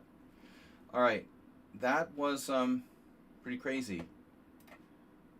I think you're basically lost after that, but you managed to put up a little bit of resistance. It should be really gone with my light square bishop. And that's why at the end of the day you don't want to do that. You don't want to give up your light square bishop early on for no reason. You have to have some kind of compensation. Anyway, my friend Mohang, a couple players left early. Ram lost the pawn and resigned. AP87 played knight hg3 and left. Well, I don't know why everybody left so early. Acerbate was the f5 guy. Acerbate, early res? Why did you resign? I had the feeling this was you. I would have guessed you if I had had more time. So why did he resign? Let's say queen c4, knight f6. Yeah, it's an ugly position, but you shouldn't resign, you know. So what went wrong? Bishop takes c6, b takes c6, e5. No, I play queen e2. Okay. Wow, g6. You can play g6 right up your alley. That's better. Much better. Your central pawns don't get messed up. After this, I think you should probably take. Can you hear me, Acerbate? Can you hear me now? You should take or play knight e5. This knight g4 was kind of weird, but maybe it's not so bad. Okay, take here. Bishop f5. Maybe there's no time for that. And now f6. Logical to try to play for e5. But your knight is messed up. Yeah, on g4. It's seriously messed up. Alright. Any other interesting game, guys? I'm going to get going. It's been kind of a tough weekend. I don't know why AP87 resigned so early. Reduso. Oh, Reduso was the interesting game. Wow. So I messed up here. Wow. So this was crazy. I thought I'd play this right, but apparently not. Oh my god. I'm totally, like, lost. I confused this position with a different position. Wow. So d5 is not right. Oh my god. I've looked at this before, too. I'm supposed to play knight b4. Maybe I even have a game there. Schumacher twice. Oh man, I did this before. So I've done it twice now. d5. I did it against Schumacher, and I won. And he did cd5. Knight d5. Knight d5. Queen d5. I forgot about this. e4. Queen d6. And he played the wrong move now. It looks like d5. Wow. So this is totally, like, not working. Wow. No, so this is a huge blunder. Yeah, g3 was bad. And then it resembled some other variation. But it became an interesting position now after e5. e5 is really strong. We finally got... Well, let's see if this could possibly transpose to something, but probably not. Queen e7 was best. Best. Here. Here. Here. We played correctly. Yeah, I thought forever on rook g8. And then you blundered with knight d4. That's funny. I didn't see h5 either. I figured you just go to the d file. But what I don't understand is why didn't Reduso play, you know, king takes, g2. Queen d5 check. Whatever. You know, it's a draw. I mean, this endgame is probably a draw. So he went crazy with d takes c5. That was it. No chance after that. We both misplayed that game. A whole bunch of people just left. Vadim, Victoria, Honky, Sagatame. Shreyas was a good game. We had too many people leave early.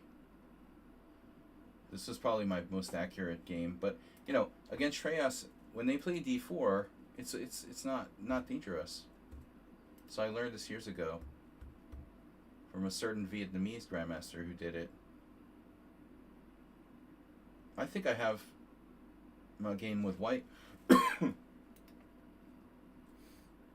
should probably just keep the tension now. I was thinking just like queen d2. In the game in question, yeah. I thought it was like this years ago. Yeah, don't play d4. I would say don't even play d4. The computer thinks it's okay. But I don't really see the point, you know. d4 is overrated. Now after this, you're worse. And I thought maybe bishop g5. This was your best chance. Here you might have some real compensation. So things went downhill after that. I didn't understand what happened. Another thing that you had was, well, e5, obviously. But on bishop b7, I was going to just play, yeah, queen d6, pawn d6. And try to surround this pawn on d6. I don't know.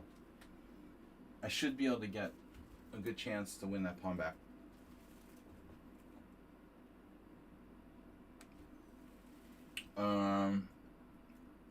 Yeah, after that it's lost.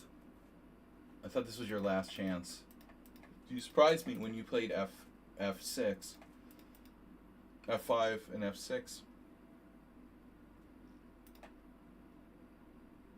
Right. No, yeah, I mean f6 was too much. Yeah, you have to go just play normally. And you know, like knight d5 or whatever. There's still some hope here, because my extra pawn isn't easy to really advance. I mean, this is my pawn majority over here, but it's frozen. So, yeah. Anyway, guys, thank you for playing. I'll again thank you for your support. I'll be back. I think we're gonna do Wednesday and Thursday for the next streams. Tournament Wednesday and analysis stream Thursday. I'll see you guys then. Much appreciated for playing in the Simul, for the support from Mr. Zweck, and obviously, Mr. Been a long time to see you, Mr. Slow, otherwise known as Mr. Long Time Not Seen. Thank you guys. I'll see you all on Wednesday. Have a great night. Great to meet you.